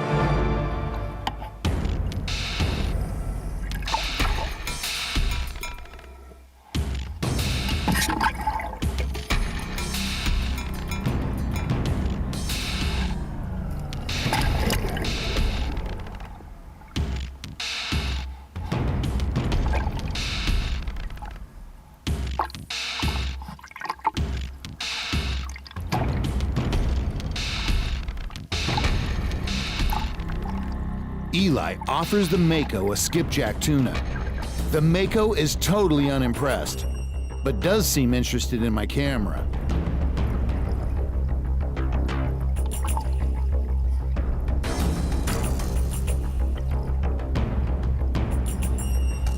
Now it's funny, she's got hang bait, she's got tuna, she ain't taking anything, she's not eating anything. She's probably full and just hanging out at Disneyland, and she's full. When she gets hungry, she's got plenty to eat here. Eli and I are both astonished at how easygoing this shark is. She does not seem to be in predation mode, even though the chum slick brought her to the boat. It's obvious that all of this is fascinating to her, but we absolutely have to keep our guard up until we are all safely back on the boat.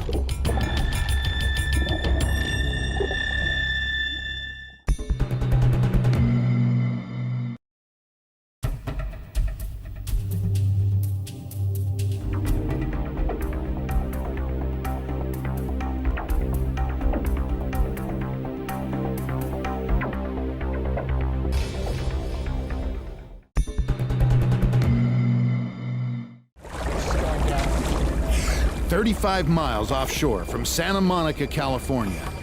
We're in the water with a giant Mako shark, over 11 feet long and at least 900 pounds. She's just hanging out forever. She thinks she's at Disneyland. She's just like, okay, you guys stay right here. When I get hungry, then I'll have one of you for dinner.